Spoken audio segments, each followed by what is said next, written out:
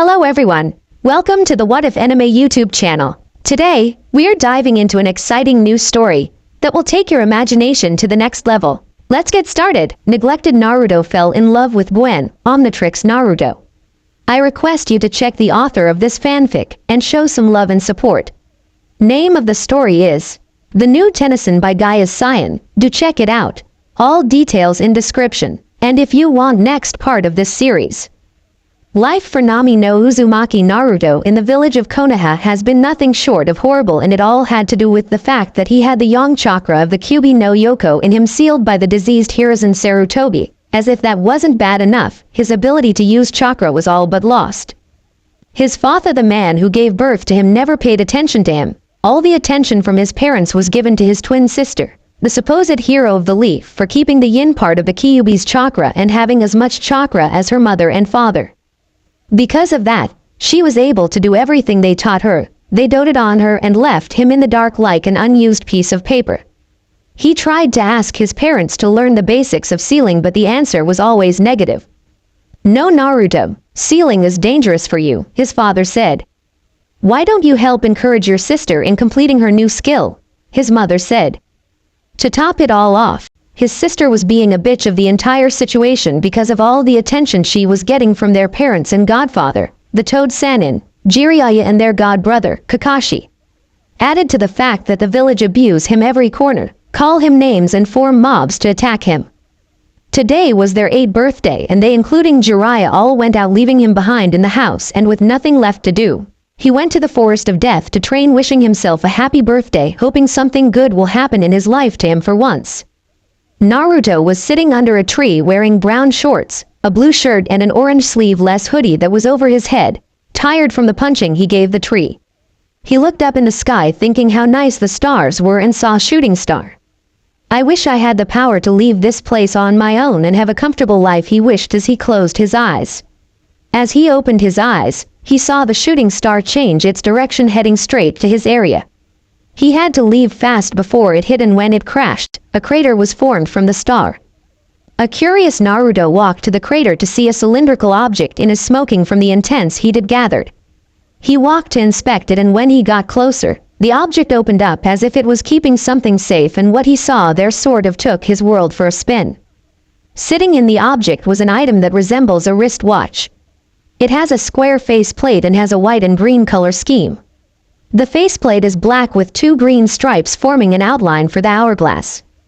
Naruto reached for the object with his left hand, but was surprised when it latched onto his wrist. Now, as a child of the 4th Hokage, Naruto knew when to be calm in situations like this, so he was as calm as he could be and inspected the watch on his wrist. When he saw what looked like dials on it, he pressed both of them together, and an image of several creatures appeared as playlist for him to pick. As he was about to scroll the different selections, a hologram, he knows what it is, appeared, showing the small gray creature with large green eyes and something that resembled a mustache on its face. He looked old and wise, and Naruto was surprised as the creature knew who he was. "Greetings, Naruto Uzumaki Namikaze. My name is Azimuth, and I am the creator of this version on the Matrix, or simply Omnitrix, on your wrist. I sent it to you knowing what life you lived. Yes, I know how your family treated you. I couldn't let that stand, so I built a device powerful enough to help you leave the village and find a proper family who will raise you like their own. Not only that, in case the original version of the Omnitrix I send doesn't make it to the right destination and falls in the wrong hands, you probably are the only being on the planet powerful enough to beat him or her. I sent coordinates to the location of a family that would be glad to have you as their child, as it would calm their lives and yours. Train hard and may the stars be with you," the hologram said as it disappeared from view. Naruto was intrigued at what just happened, but he knew that he had to get home because someone had to have noticed the crash site. He just didn't know it, but his wish was just granted indirectly.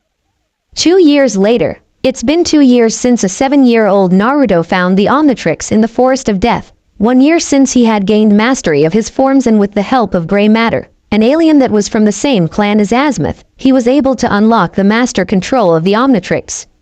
Now he can transform into all 15 different species at any given time, but he knew that he was still weak to fight on his own, so in the year that just passed, he was able to master 8 15th species. Of the different species he had, his most favorite was Chitrax, Ultimate Alien, Fast Track, an alien based on speed and strength, but the downside was the streaks it left behind. His other favorite alien was Wrath. He was a 9 feet tall and resembles an orange and white bipedal tiger with one claw coming out of each wrist and no tail. He had a very interesting way of speech, but that wasn't all. He was really strong and had enhanced senses like most other species. He also had a few other favorites like Siberian, Big Chill, Hot Spot, Heat Blast, Ordnance, 4 Arms, and Elevation Upgrade. His least favorite was Maxilla, Ripjaws, because of the need for water. Today marked another year to Naruto's life as he left his room in black baggy pants and orange short-sleeved shirt with a pair of orange sneakers. He walked down the stairs with a scowl on his face as he heard the party being thrown for his sister. "Happy birthday, Nami," his father said. "That's right, today is your 9th birthday," his father said. "And I think it's time to see what we got you," his god brother said. Naruto just waited patiently leaning on the stair rail for someone to notice him, but he knew that wasn't going to happen, so he watched as they started showering his twin with presents. Even the clan heads and their children were here to celebrate their birthday or his sister's birthday. First was Kakashi, who brought out a scroll for one of his techniques she'll need in the future. The second was Sume, who got her a puppy, someone she could play around it, and the sight was sort of refreshing. The third were the Ino Shikacho, who settled for a gift certificate and a shogi board. The fourth was Hisashi, who handed her an envelope that she was to open later. The fifth was from her mother, who just gave her the Uzumaki clan's famous sword, Red Death.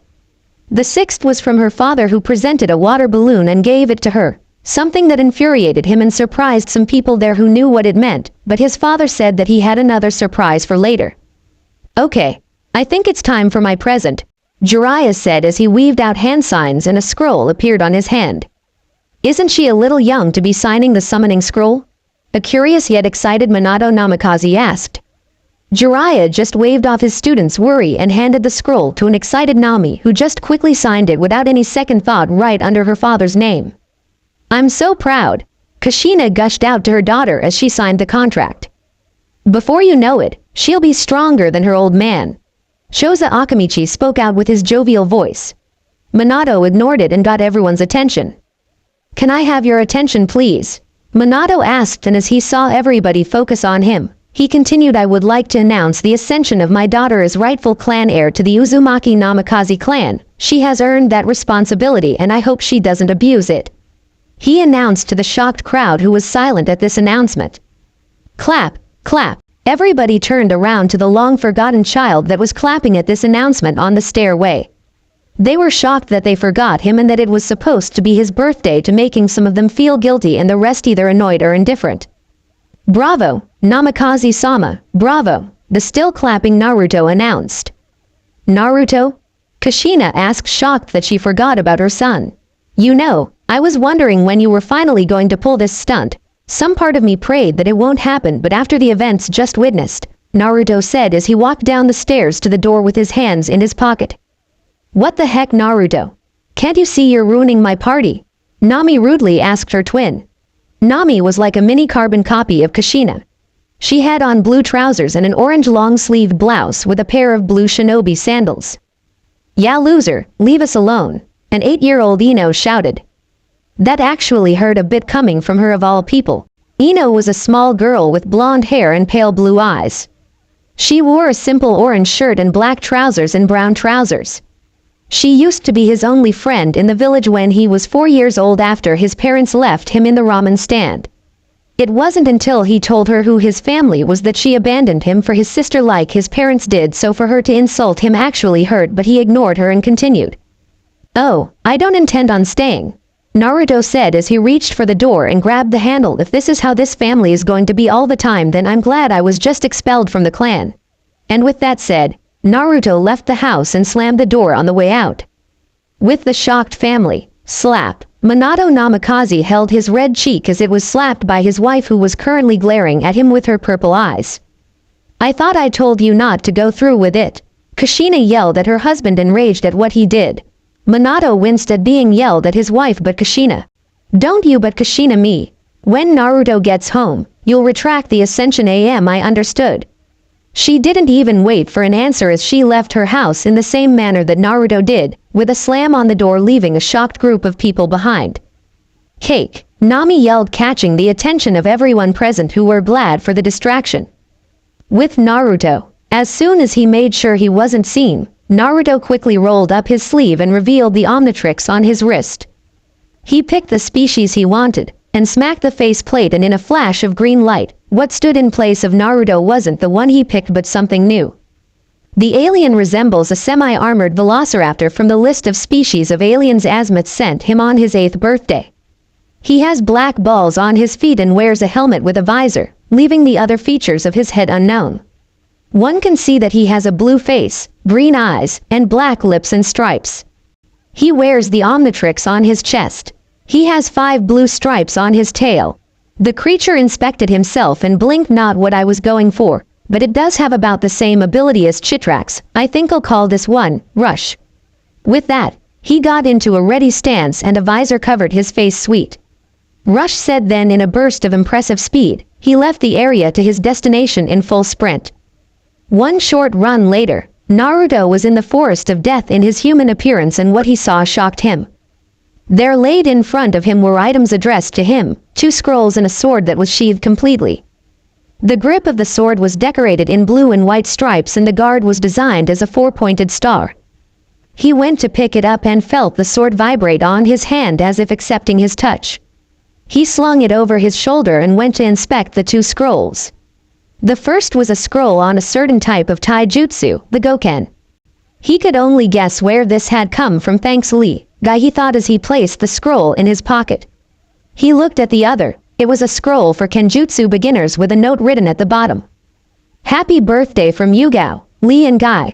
He was glad that at least some people remembered his birthday, but was sad when he knew that he'd have to leave them. And gladly pocketed the scroll in his other pocket. He got up and saw that the day was still bright, so he left to a scheduled part of the forest to start practice on his taijutsu skill till daybreak, when he knew he would leave this place. With Kushina, she had gotten a tongue lashing. Oh, how she treated her soon from her best friend. She wouldn't had believed it if it weren't true, come to think of it. As she got home, she tried to remember the fun activities all 4 of them did together, but could think up with nothing. She was even ashamed of herself when she realized that after 2, they stopped caring about celebrating Naruto's birthday with Nami's. She prided herself on being a good mother and an Uzumaki that follows the family code, but she was sure her grandfather would be ashamed with her actions. She got up from hers and Minato's bed with a new determination. From now on, I will do as much as I can to be there for my son, she thought as she left the room, going to prepare a big bowl of ramen for the entire family. With Minato, being the cage of a village and having a family meant one thing: either pick the village or the family. So don't blame him if he wanted to keep the village safe by having his children as the Jinchuruki of the Kyuubi no Yoko. He knew he was alienating his son, but out had to be done for the greater good of the village, and his daughter was the child of the prophecy, something him and Jiraiya knew of because of the details. Someday, you will take on a pupil. This student will become the harbinger of a great revolution in the world of the ninja. They will finally bring peace to the world, or utterly destroy it, so the result of their revolution will be one or the other, the great Toad Sage said to Jiraiya. Minato was sure that his daughter was the prophecy child, since she had the power and the chakra and the lineage to back it up, and Naruto had nothing, just the yang of the Kyuubi's chakra. He knew that in order for the prophecy to come true, they had to focus on his daughter, and Jiraiya knew that, so he believed himself to be justified. Lose 1,000 to save 1,000,000, he thought as he looked at his family picture. He frowned, trying to remember if he made the right decision with his son, but was interrupted when his door was slammed open and Kushina stormed in with a note on her hand, and was surprised when she slammed it on his desk. He looked at her wife, who had a distraught look on her face. "Read," she said as she pointed to the letter in front of them. He picked it up and opened it. "Dear Namikaze-sama, since the 4th Hokage in all his glory decided to expel me from the clan, I decided that it would be pointless to live in a village that doesn't want you. I always figured that Nami would be the one who both of you would love. I will be leaving the village to find a family that would not put me in the back for their own pleasure. I will show the world that what an old toad says should not be dictated as law. No matter what you try to do, I will not come back into a family that will sacrifice their family for the betterment of the village. Since I am a civilian and clan-less, the Hokage will have to break a few laws to drag me back to the village. If you come for me, remember this: I will fight. I wonder Namikaze-sama, will you put your own ex-son into the bingo book and send out hunter nins? From Naruto, no name. Minato dropped the sheet of paper in shock at this. He was expecting his son to be angry and try to beg his way back into the family, but this was extreme. He looked to his wife, who was about to start crying, and snapped his fingers signaling for his personal guards. Anbu. 4 Anbu guards immediately appeared in front of the Hokage on their knees. He looked at each of them and ordered, "Get me Hatake Kakashi, I want him in my office yesterday." "Hi Hokage-sama," the Anbu captain said, and they left with a soundless shushin. Moments later, Kakashi appeared reading his orange novel, Ika Ika or Come Come Paradise, published by Jiraiya. He looked at his sensei and greeted casually. "Yo." Minato sighed at his student's antics and handed him the letter. Kakashi looked confused at first but read it. As he read further and further, he was shocked at what was written. He looked at Minato, who was serious. "What do you need me to do?" he asked the Hokage in a business-like manner. "Track his scent while these Anbu follow and bring him back alive. If you have any difficulties, call me," Minato said as he got up and walked to his distraught wife and looked back at them. "But I don't expect you to have any, since he practically is a civilian." With that, he left his office and his student ordered the Anbu guard to meet him at the gate in 10 minutes. With Naruto. Naruto was running in a pair of black pants with red stripes at the side of his hips trailing down to the feet, where he wore dark red sneakers. On the upper part of his body, he had on a black long-sleeve shirt and an orange short-sleeve jacket with a hood. Underneath the sleeve of his shirt on his wrist was the Omnitrix, and on his back was an orange backpack with a sword and the 2 scrolls he got as a birthday gift from his only friends in the village. Naruto was running as fast as he looked back to see no one gaining on him. He was about to enter the border of Nami no Kuni to head for the port when he heard a voice. "Namikaze Naruto, you are hereby ordered to stop what you're doing and head home." Shit. Naruto looked to where the voice was spoken and saw an Anbu agent standing in front of him, preventing him from moving further. He looked around and noticed the appearance of 3 other Anbu and cursed his luck before drawing back the sleeve on his left arm, revealing an active Omnitrix. "Let's see what you say when I freeze you up," he declared as he pressed the dial and smashed the faceplate after selecting the alien he wanted, and in a flash of green light, what they were seeing wasn't Naruto. Instead, they saw a humanoid, moth-like creature whose wings and antennae confolded up into a hooded robe, giving him the appearance of a phantom. "Siberian," the creature announced in a cold voice. The Anbu were surprised at this development, giving Naruto the opening to cloak himself before inhaling and exhaling cold air in front of the Anbu captain, and it was only due to his active Sharingan that he was able to substitute with the nearest log on time, freezing it in his place. "Don't let that fog hit you," the captain ordered, and they all got into place looking for the blue insect-like creature who was still in his cloak mode. If that won't work, he aimed for the dial on his chest plate. "How about a little speed?" He then smacked the dial on his chest, and in a flash of green, he was not the alien he picked Rambai. He asked in confusion, seeing the diamond on his skin.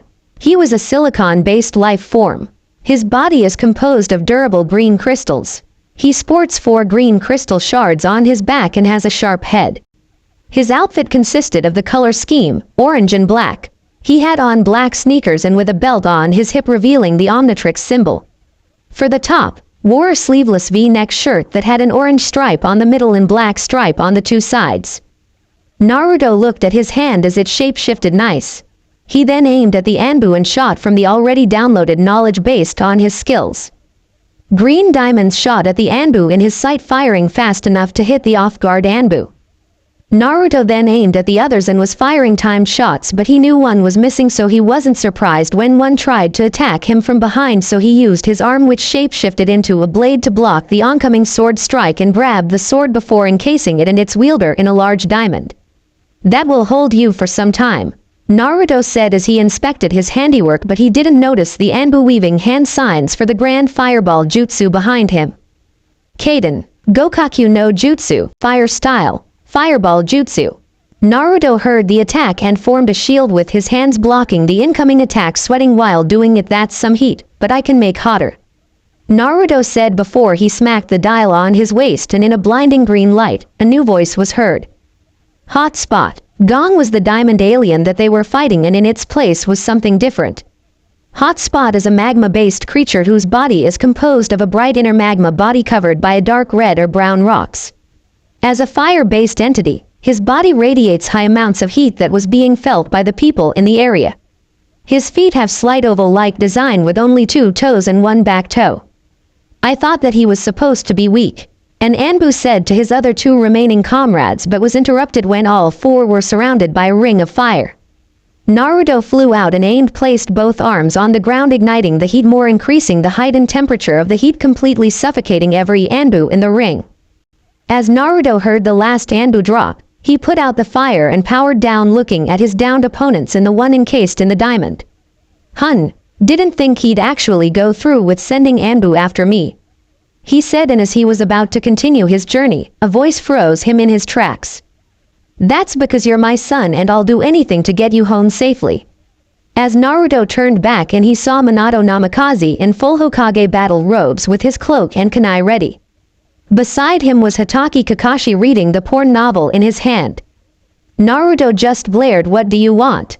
he asked. Minato sighed. "Naruto, I'm sorry for the way I treated you, but this has to stop," he said. "You're sorry?" Naruto calmly asked. "You're sorry?" He shouted, angry at what was said. Then he calmed down and took deep breaths. "You had 9 years to treat me right, 9 years to get your act straight, 9 years. And you think you can redeem your words by saying you're sorry?" He pressed the dial in his Omnitrix and the playlist came up, and before Kakashi tried to stop him, Naruto had selected the alien he wanted, smashed the faceplate, and in a flash of green light, he picked his most favorite alien. "Chitrax," he shouted, and what Minato and Kakashi saw was a cat feline-like creature with a black suit light color scheme. His hands, legs, part of his head and chest are colored blue. He has spikes on his hands and legs. He also has a black Wolverine mask-like fins around his green eyes. He has a triangle-shaped nose, and a thunderbolt-like design down his chest. He had the Omnitrix symbol on his chest. "What's this one supposed to do?" Kakashi asked with an eyebrow raised. Naruto raised an unexisting eyebrow and smirked. "You think you're standing beside the fastest man in the nations?" He then took the sprinting stance. "Think again." And in a burst of speed he was in front of Kakashi and gave him a punch, sending the masked Junin flying away. Naruto looked beside him to see a shocked Minato recovering quickly, gripping his kunai.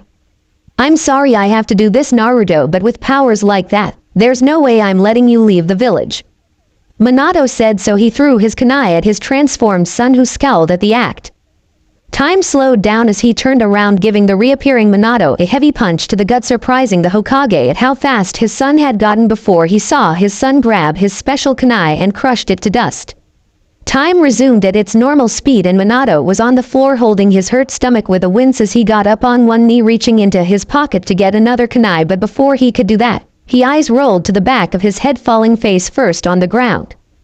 Naruto was standing behind his so-called father with his hand in the chopping motion before he picked up the body and dropped it on the pile of knocked out Anbu bodies in a burst of speed. He dashed to Kakashi's body and did the same thing before stepping back, tapping the dial on his chest, turning to Siberia. He opened up his wings as he inhaled cold air before blowing it all over the pile of bodies and the still crystallized Anbu, creating an ice dome almost hard to break before he turned back into Chitrax and spat at the dome in disgust. "Try to get out of that." He then turned around and left the area, arriving at the shipping port of Wave Country. He inhaled and exhaled, sending the coordinates to a specific group of family Azimuth recommended to his head before speaking out in expiration. "This is gonna be a long run." And with a burst of speed, he dashed over the water, heading out of the elemental nations with a smile on his face, thinking of how it was worth it all. The announcer in the bus spoke as each individual listened on. One certain individual was glad to be home, so he could see his family, and he wondered how big his little rascal of a brother had grown. This certain individual in thought had blonde spiky hair and bright blue eyes. He wore a red long-sleeve buttonless hood with black stripes at the side of each arm going from its shoulder to its wrist. He was wearing black trousers and a pair of black and white sneakers. For accessories, he had a noise canceller, headphones, and a unique kind of watch on his wrist. This was Naruto Uzumaki, and he was currently listening to music as he thought about the events that lead him here. He thought back to the past 4 years of his life, from how he saved his future adoptive guardian from a hostage situation to how the tearful goodbye he received from his real family. Flashback 4 years ago, as Chitrax, Naruto was running across the continent with one destination in mind as per recommendations, Bellwood, and as he got there, it was midday and apparently something interesting was happening in the news from what he saw on the display TVs. On other news, police still haven't made leeway at the hostage situation in Bellwood National Bank. It appears that the bands are armed to their teeth, as any wrong move would force drastic measures to be taken on their prisoners. The reporter announced. Naruto got a look at what the bank looked like. He knew it would be wrong to leave the people to their devices, so he dashed to an alley nearby, and in a flash of green light, he revealed his normal form coming out from it. He looked to the right and saw a passerby and asked kindly, "Excuse me, ma'am, I'm new here and I was wondering if you could point me to the nearest bank." Naruto said, and the lady smiled at how this young boy was polite and couldn't help but ask, "Aren't you a little young to be walking all alone in a bank?" Naruto scratched his head in embracement. "My parents and I were going for a tour of the town and I happened to separate from them a few minutes ago, but before the separation, we were heading to the bank as the next stop." Naruto lied casually. The female scowled. "What type of parents leave their child unattended for?" She muttered. "Apparently, the parents that tend to be easily distracted," Naruto replied. The woman smiled and pointed just around the corner 2 blocks away. She said. Naruto waved his thanks but had a pressed face. "Gotta go." He then rushed to the nearest bathroom, running as if he needed to pee, but that was just a cover for his real plan. He had used the Omnitrix a lot today, so this had to be short and quick or it would just deactivate on its own. "Should have just accessed the master control," Naruto muttered, and as he pressed the dials on the watch, a circular 2-dimensional hologram with a playlist of aliens appeared once the faceplate was moved. Naruto slid the images to the side and picked the alien he wanted and slammed it down. In a flash of green light, an annoyed Naruto spoke to the dial on his chest in a wrestler-like tone. "Let me tell you something, Omnitrix. Next time you choose the alien Wrath wants, or Wrath will destroy you." Yes, Naruto wasn't the speedy alien he wanted. No, he was instead a 9 feet tall orange and white bipedal tiger with 1 claw coming out of each wrist and no tail. He is also muscular and has green eyes. Wrath then pressed the dial on his chest, and in the same green light, gone was Wrath, and in its place, Chitrax, who nodded in appreciation. "Much better," he said, and in a burst of speed, he left the washroom he was in and hurried to the bank. With the police, "Any confirmation on that backup private?" Police Officer 1 asked. "None at the moment, Chief. We're on our..." The private was interrupted when the wind blew and looked around to find the cause. "What in God's name was that?" the chief asked. "I don't know, Chief," the private said as they held their positions once again. In the bank, scattered in a group around the center of the room, were civilians and bankers of every kind. Today was just a normal day for these citizens until about a dozen armed robbers came to steal their money. Right now, they're demanding for ransom from the police, and as what looked like the leader of the thugs was about to speak, he suddenly disappeared and appeared in front of the chief of police, armless and tied up ready for capture. The leader looked around and saw he was outside the bank. "What just happened?" he asked, but was hit with a taser before he could continue talking. "That's 1 down," the chief said. "What do you think happened?" an officer asked. "Back up," the chief replied as he saw the other 8 bandits packed up and ready for court. Meanwhile, in the bank, the last thug was looking around wildly before he spotted a blonde, green-eyed female discreetly trying to leave while he was distracted. The thug made his way to her and pulled her hair, pointing the gun at her face. "You see this?" the thug asked. "Seemingly nobody, unless you want this blonde's blood on your hands. You have until the count of 3 to come out and surrender."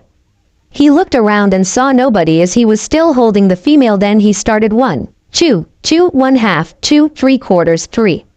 But as he pulled the trigger, he felt nothing on his hand and looked to see the scared blonde and an empty hand. Then he asked the blonde what happened. "I did," replied a voice, and they all turned to see a cat-like humanoid creature holding the gun before he crushed it into dust. "What the hell are you, freak?" the thug asked as he backed away, dropping the blonde in fear. "Your worst nightmare," Naruto said before appearing in front of the thug. "I hate it when guys like you threaten beautiful ladies like her." He then punched the thug, knocking him out before using his belt to tie him up, leaving him for the police. Naruto walked to the blonde and undid her gags. "What's your name, miss?" he asked. "Sandra," the female replied, feeling safe around him.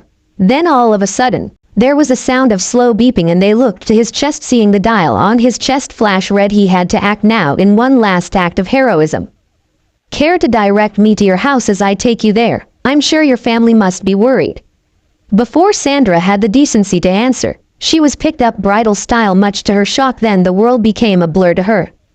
Flashback end. Turns out he saved Sandra. Tennyson, who gladly took care of him as he passed out after the timer on the Omnitrix ran out because of overexhaustion. He met her husband, and when they asked about his why he was there and not with parents, he told them the modern version of his life because he felt like he could trust them. When they heard the gist of it, they were appalled at how a parent would treat their child because of something he didn't have. If it was them, they would treat all children fairly. It was then that a decision was made concerning Naruto. Since he was disowned, they would raise them as their own if he agreed to it, something he accepted graciously. Since then, he met the other member of the family, his new little brother, Ben, who was excited to have an older brother. He explained about his watch to his unofficial adoptive parents because his mother was adamant about it. Since then, his life was better and a lot more comfortable in a place where he would like to call home. That was until 2 years later when he got into college on scholarship, something his adoptive parents were proud of and sad that he had to go, but he did promise that he'll be back and they held on to it. He hated to see Ben cry, so he promised something to his brother, and with that, he left. That was 2 years ago, making 4 years in total. Now he was back after completing a 2-year program in advanced mechanics and a few electives, and he was happy he would see his family. He got down from the bus and thanked the bus driver before he picked up his bike from the front of the bus and got on it and rode to his house. It was good to be home. In Bellwood High, ring. Students were running home from school at the sound of the bell signaling the start of summer vacation, but that wasn't the immediate plan for 2 bullies in the school. They decided to torment someone before they got home, and they cornered a defenseless boy in the corner. Lukey here, Cash, little hotshot here, decided that he could run home without saying goodbye to his 2 best friends.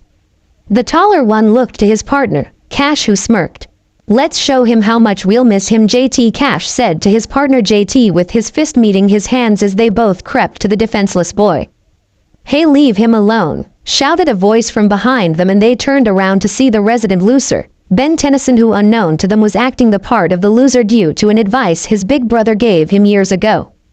If you have the skills, don't hesitate to show them, but mess with your enemies first. Deceive them till the point they believe you to be nothing, then strike with a vengeance when ready, his brother said to him during one of his teachings.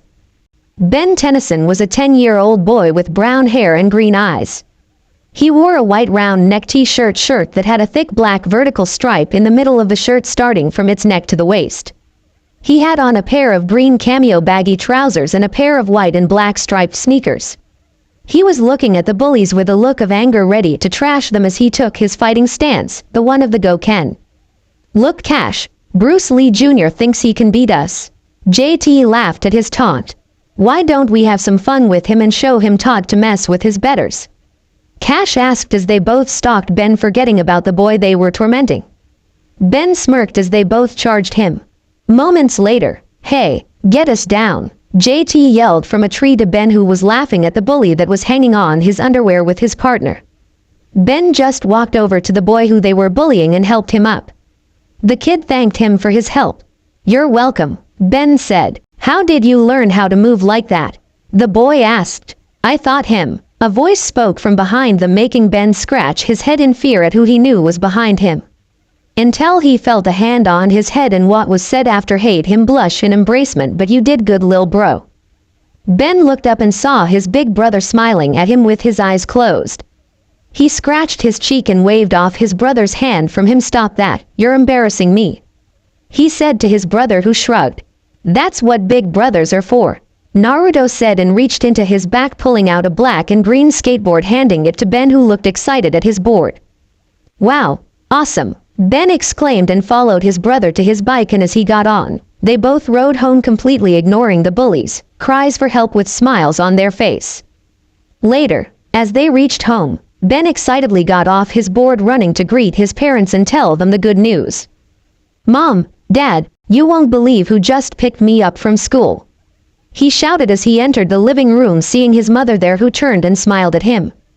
"Your big brother?" she asked, and seeing Ben's surprised look, she laughed. "I was the one that sent him there to pick you up. If not, your grandpa would."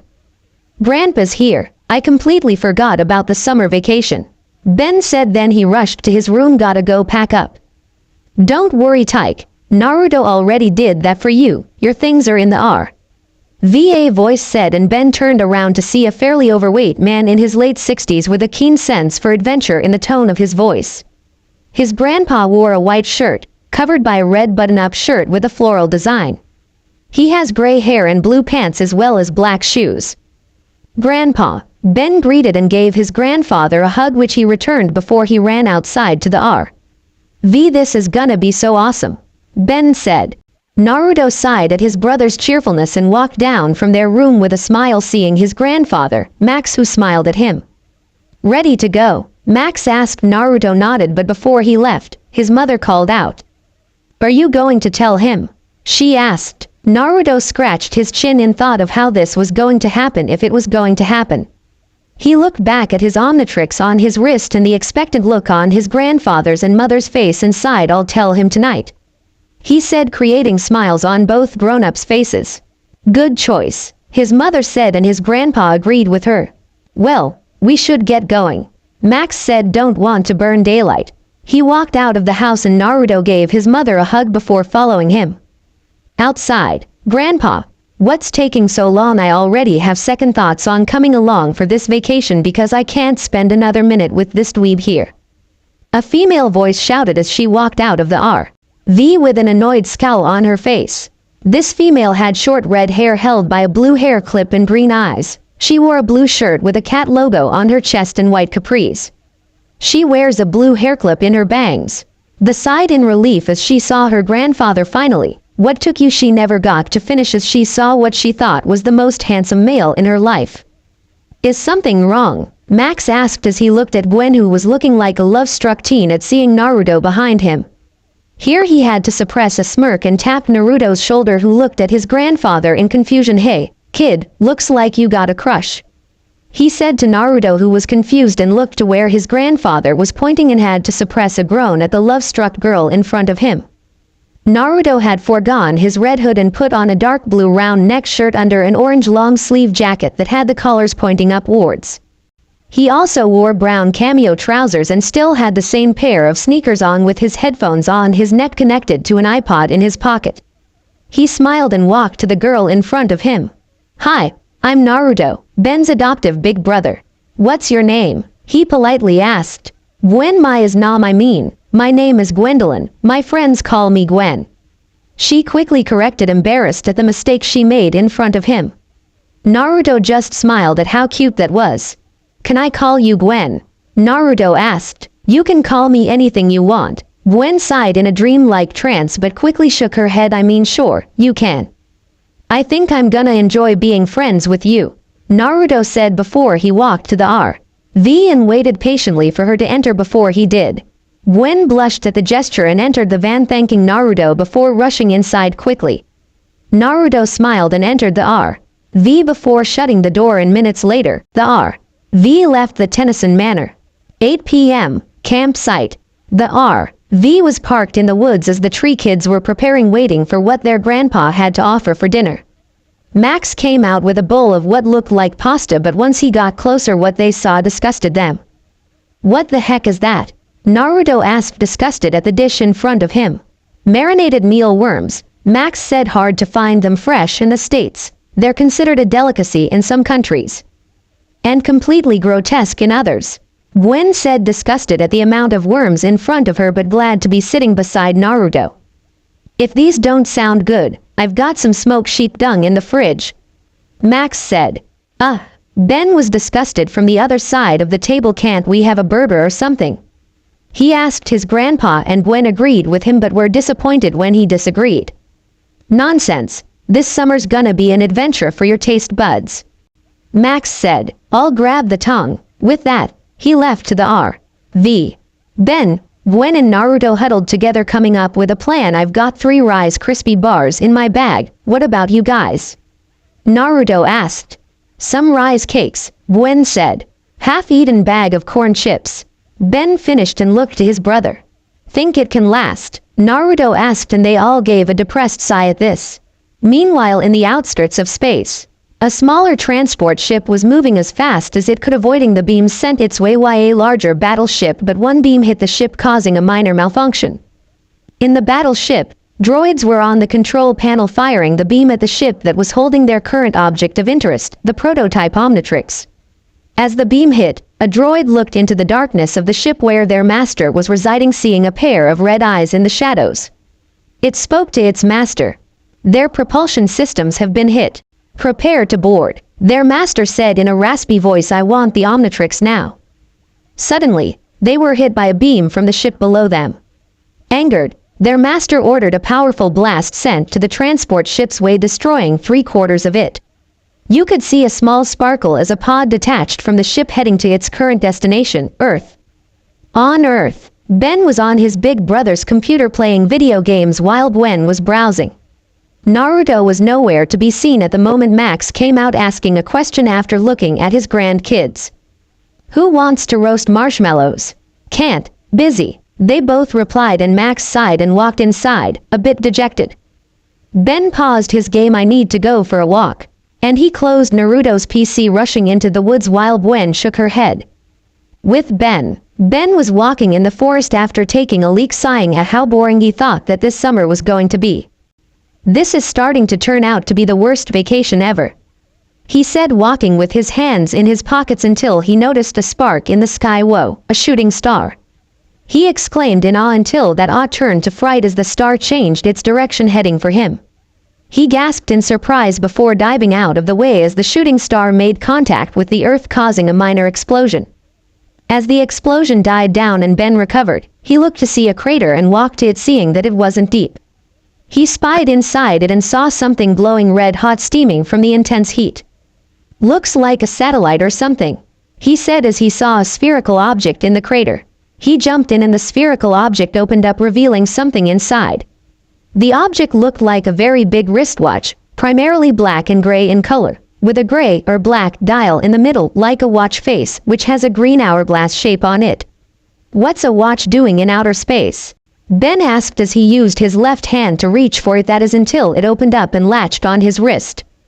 Curious, Ben looked at the watch that latched on his wrist. Though he was surprised at first, but he decided that being surprised doesn't get this thing off, so he inspected the watch and saw 2 green dials on each side. He pressed them together and then the faceplate rose up and the arrows facing each other shifted, revealing an image of a humanoid thing with flaming head. He pushed the image down and in a flash of green light, he was different. He looked at his hands. I'm on fire, but I don't feel anything, he said, and noticed his voice was raspy and deeper. Whoa, my voice changed. He then scratched his chin and thought, I wonder. He charged up a fireball and aimed at a branch at the tree in front of him. He fired a perfect shot and smirked. Sweet. And in a moment of stupidity, Ben started to launch fireballs ranging from small to medium all over the forest, unintentionally creating a forest fire. Ben noticed this a minute later. Uh-oh, he said, worried that the fire will expand, reaching the campsite, so he tried to put it out the old-fashioned way without water. Campsite. While Ben was having his own issues, Gwen was on her computer using her Wi-Fi to check for something. She didn't notice the figure creeping up behind her until he spoke from behind her. How to impress guys? The figure said in humor, and was amused at her reaction. You don't need to go to the net to find out how to impress me. Gwen blushed and closed her PC, turning around to face Naruto, who had that certain mirth in his eyes, something that made her blush even further. It wasn't for you, she said, and she quickly got up, picking her computer, rushing into the RV. That was until Naruto, who was looking for his brother, noticed something. Who's dumb enough to start a forest fire? He asked. Then not only did his eyes widen in realization, Gwen's did, and they replied at the same time. Ben, I'll get the fire extinguisher, Naruto said, and Gwen hurried to drop her PC and followed Naruto as he went to search for Ben in the woods. Burning forest. Ben was a nervous wreck when he couldn't put out the fire. His brother would be so disappointed in him when he finds out about this, but hearing footsteps behind him, he might as well take the punishment now. As he turned around, Gwen screamed in fright at the falling being before her, whereas Naruto stood firm and brave, standing in front of Gwen, taking the Goken stance with a serious expression on his face.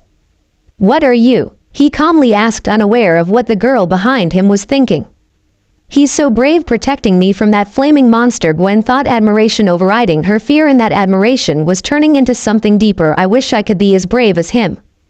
"Guys, calm down. It's me, Ben," the creature said, and before it knew it, he was sent flying backwards from a roundhouse kick Naruto sent to his front, and if you saw the look on Naruto's face, even the scariest of monsters would be intimidated.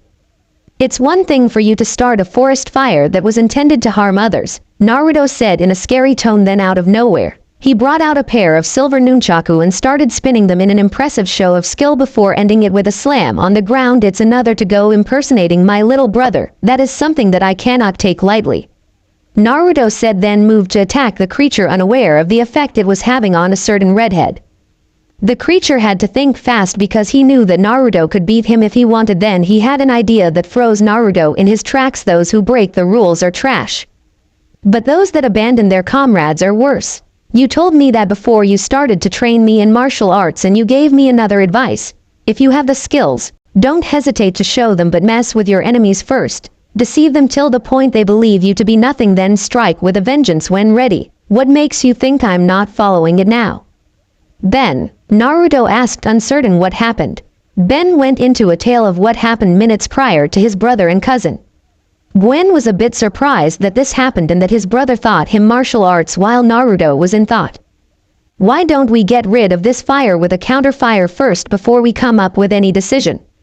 Naruto suggested, and motioned for Ben to do his work that he did graciously like an expert already. Naruto was impressed at what he did before he heard beeping and saw the symbol on Ben's chest flash red before it died down, and in a flash, Ben was back to normal. That's some funky watch," Naruto said as he inspected the Omnitrix on Ben's hand, while Gwen agreed with him.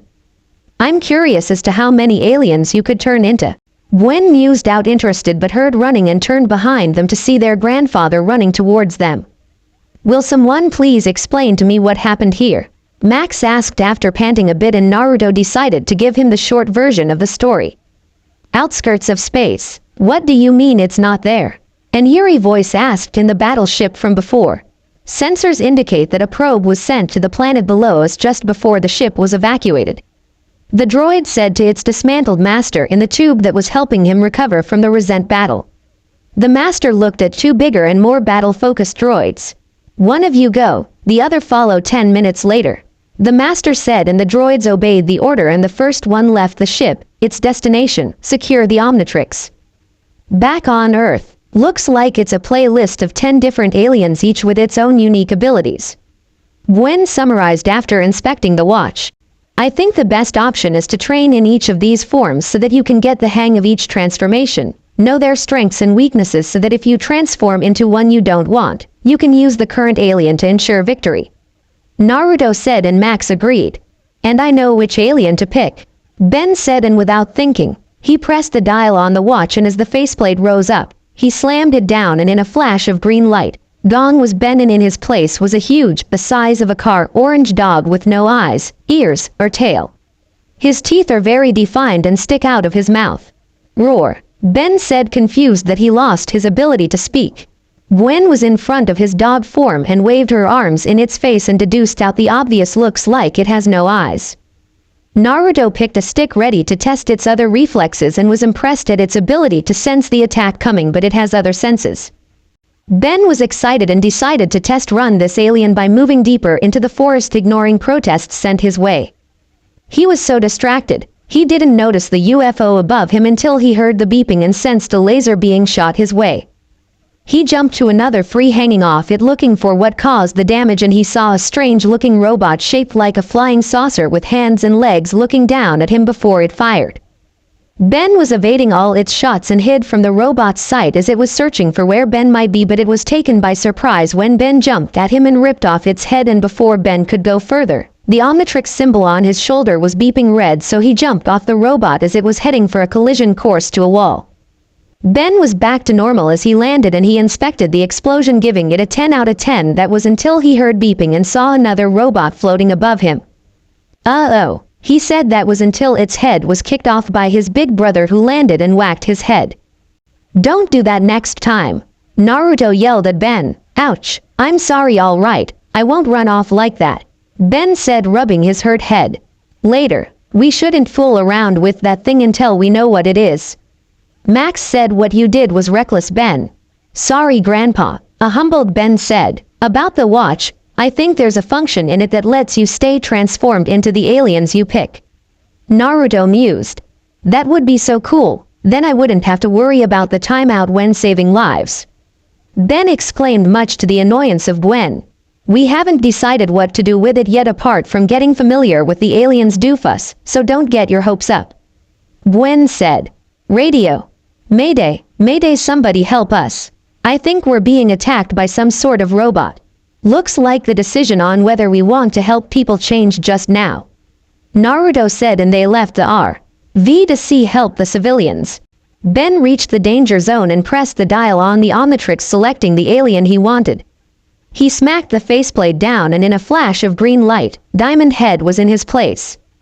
They then saw the robot attacking. I'll get its attention, you guys get the campers to safety, Ben said, and they agreed nod before Naruto wished his brother good luck.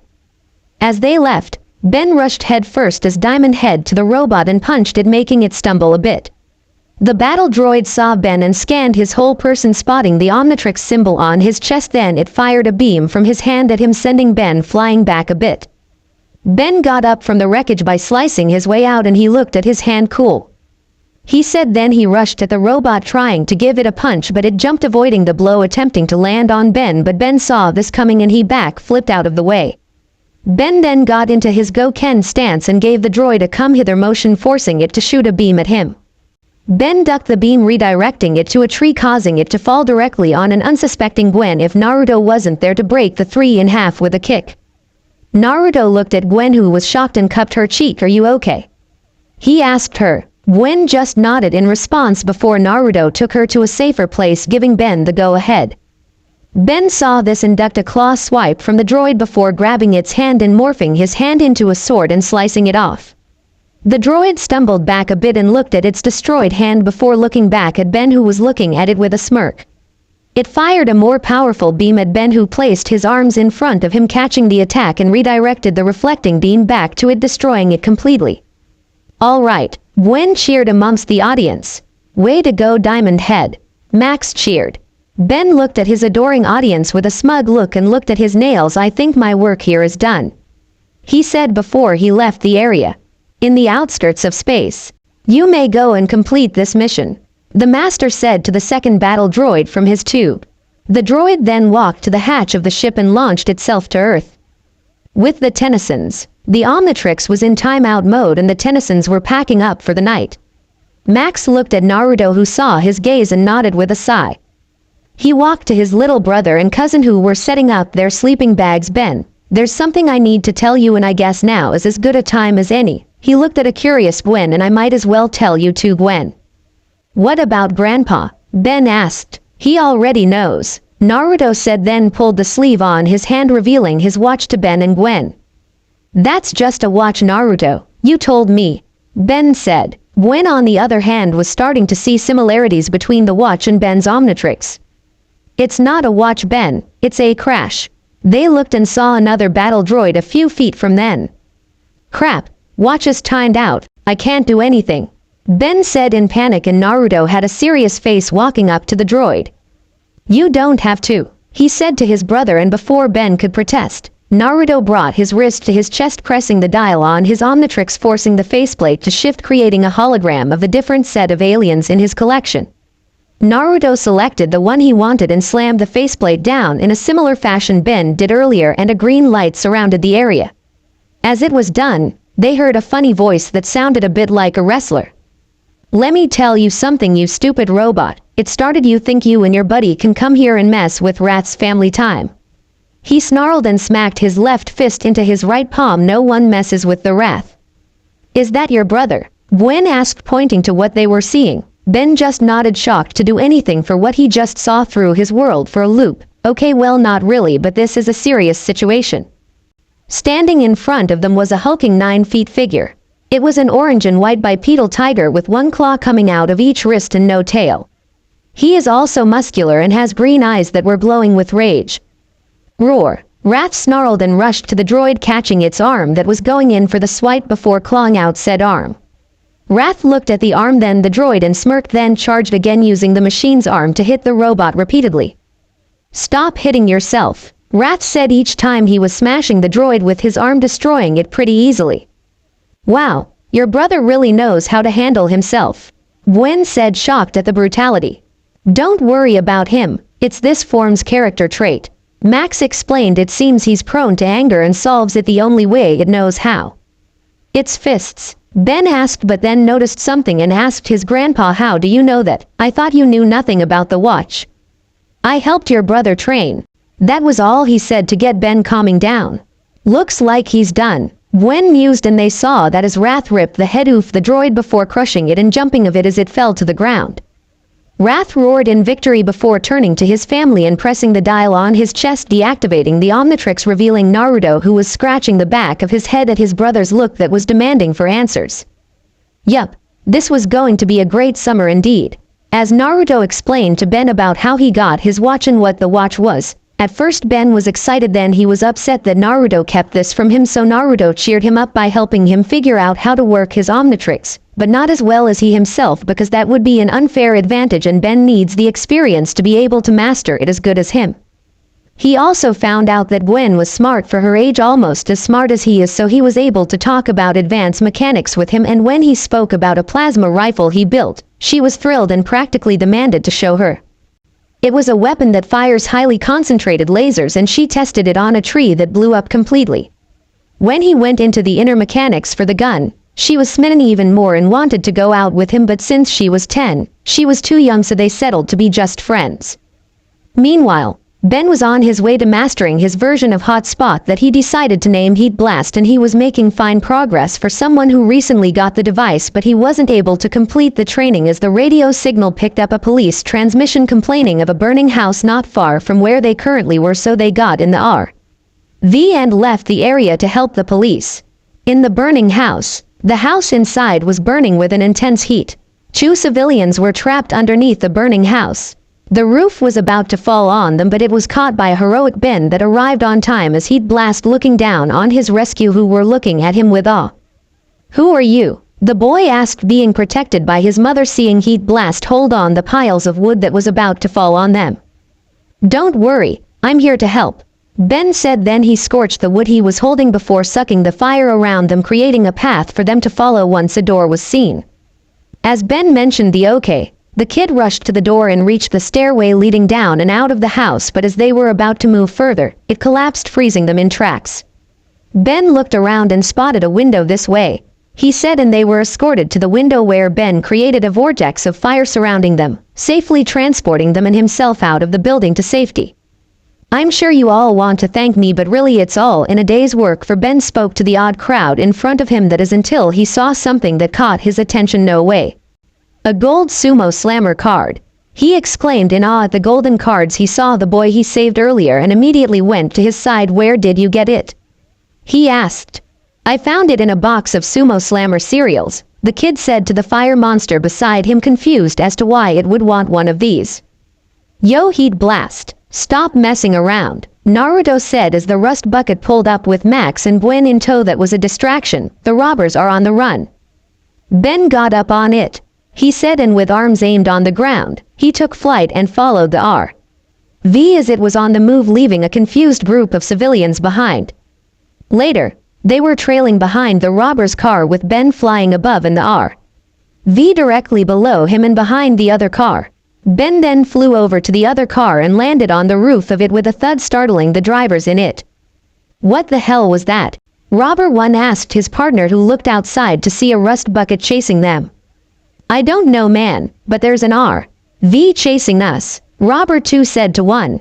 His partner just sped on trying to lose the van behind them, unaware of the fire being above them, that is, until the roof of the car was ripped open and Robber 2 was dragged off his seat, causing his partner to forcibly stop the car, sending Ben flying at the unexpected stop, crashing hard to the fence in front of him with Robber 2 on his hand. Ouch, now that was not what I was going for, Ben said as he got out of the rubble holding the knocked out robber on his hand before setting him down. He heard a click and saw the driver out of the car holding an AK-47 aiming at his face. You gotta be pretty stupid to think that'll stop me, Ben said, and he aimed a small fire at the gun that melted it, forcing the robber to drop it on the ground because of the heat. Now I'm gonna have to ask you to get on your knees with your arms behind your back. And the robber, seeing no other alternative, just followed the order, but then as he got on his knees, he heard a beeping noise over some police sirens and saw a red flash. Hey, you're just a kid, the robber said as he saw the transformed Ben behind him, seemingly ignoring the fact that the Omnitrix disappeared. Ben got into the go Ken fighting stance, and I can still whoop your butt, he said to the robber, who growled, and as he was about to get up and attack the kid, he heard cars pulling over and felt tased before he was knocked out cold. Secure the other one, tie them up and take them to the cars, the chief police said, and looked at Ben, who sighed in relief. It's safe to go home, kid. By the way, love the way you held your own on a superior opponent.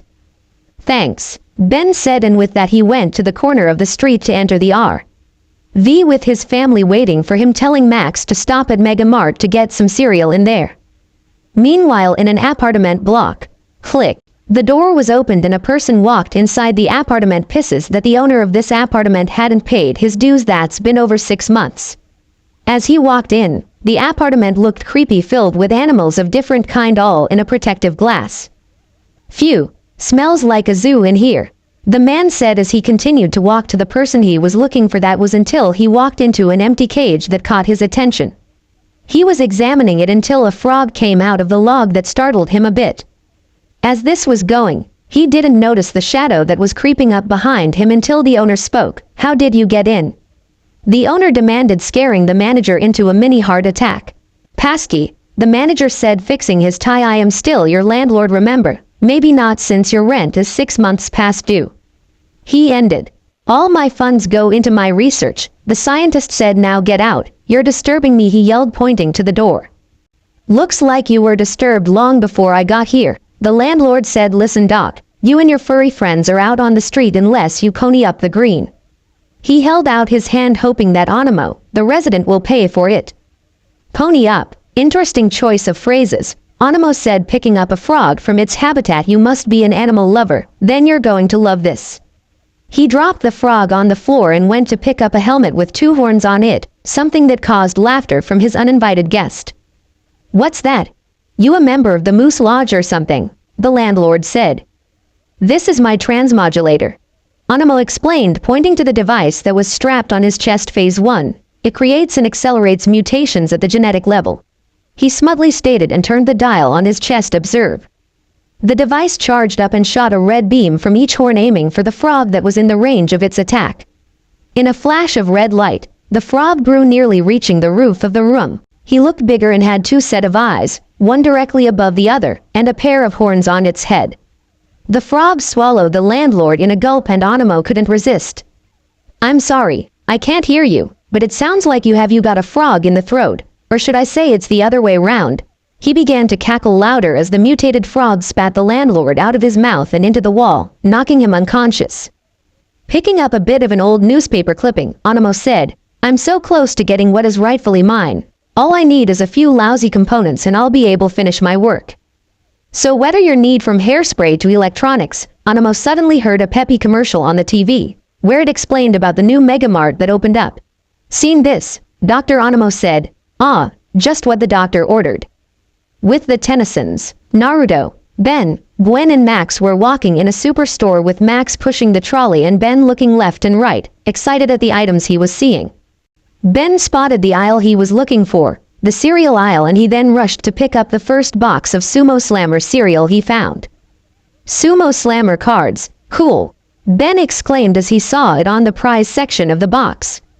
He had a mischievous smirk on his face as he saw Max and Gwen were busy looking for food while Naruto was in the electronics section. He looked at his Omnitrix and a plan formed in his head. With Naruto was just browsing through the electronics section wondering on how far Ben had progressed in his training. He was impressed at how Ben was able to improvise with Heat Blast, and when he mastered how to control his flames, he was proud.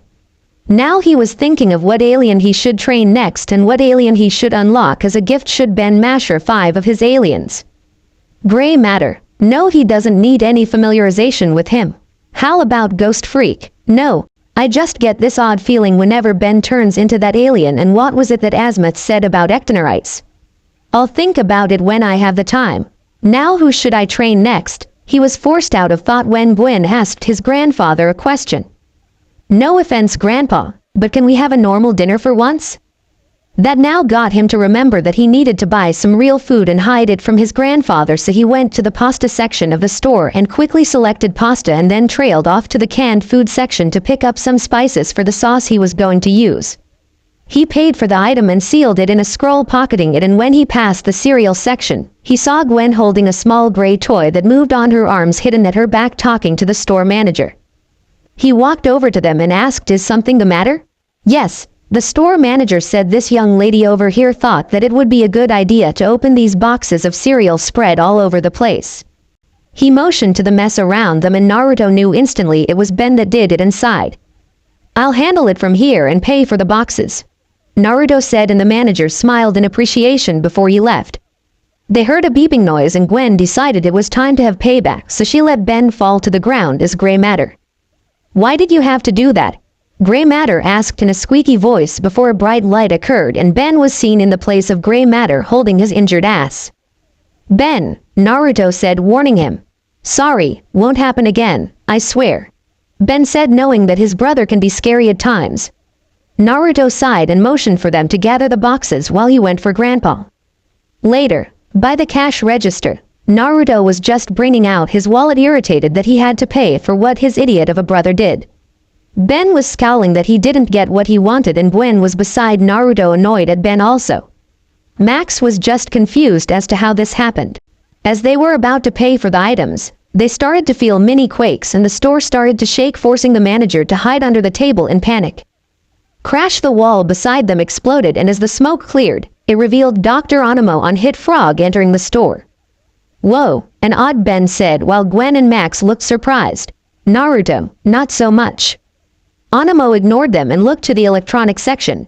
He jumped down his frog because he found what he wanted and went to claim it, but Ben wasn't standing for any of that. "Hey, what are you doing?" he asked the doctor as he stole the items while the rest of his family tried to shut him up. "Don't be a hero, kid," Anemo said as he walked to Ben. "Just run along and play." Ben looked at his powered-down Omnitrix and on instinct, dodged a tongue sent his way by the frog. Anemo walked to his frog and sat on it, but as he was about to make a getaway, he was halted by 2 mall cops. "Freeze!" Officer 1 ordered. "Get down of that giant frog and put your hands up." Anemo smirked and hopped over the officers, heading to the animal section of the store to find some new experiments as the officer tried to call for backup. As he reached the aisle he was looking for, Anemo turned the dial on his chest and aimed the rays that shot out at the pets, 2 in particular, a hamster and a bird. Both animals mutated into a bigger, nastier version of themselves, and Anemo ordered them. "Arise to your full potential, my pets." Meanwhile, Ben and the rest of his family just arrived to see the mutated animals grow big, and Ben had to make a comment. "Whoa, what kind of pet foods are they serving around here?" "I know, I wouldn't want to buy it," Naruto said, and Gwen and Max agreed. "Behold, the genius of Dr. Aloysius James Anemo," he announced to his odd audience. "Nothing can stop me from getting what I deserve. Mark my words, today I'll make history, or should it be prehistory?" "Ben," Gwen asked. "The Omnitrix is out, I can't help," Ben explained, and they all turned to Naruto, who was looking at them confused. "What?" he asked. "Aren't you going to help?" Ben asked. "Think of it as experience," Naruto explained. "What would you do if the Omnitrix wasn't available?" The giant hamster roared at them and they all stepped back along with Naruto, who didn't really want to hurt the animals, but with the way the hamster has started chasing them, he had to reconsider. It wasn't until he leapt over him and Ben and cornered Max and Gwen that he decided to end it. He spotted a ball and threw it at the hamster, telling Ben to take cover. "Hey ugly," Come and get it, Naruto said as he got into the Go-Ken stance, giving the hamster a come hither motion, to which it obliged by charging angrily at Naruto, who were ignoring the yells of Gwen and Max as he waited for the hamster to reach him before he ducked under the charge and gave it a kick on its stomach, sending it flying up before he used the shelves as support to help him leap higher than the hamster, and unconsciously added his chakra to his leg, adding more power to its blow before flipping and giving it a dropkick, sending it crashing down heavily to the ground, knocking it out completely. That was awesome. Gwen cheered from her spot. Thanks for the save, kiddo, Max said, still reeling from the brief run he had, something that Ben noticed from his spot.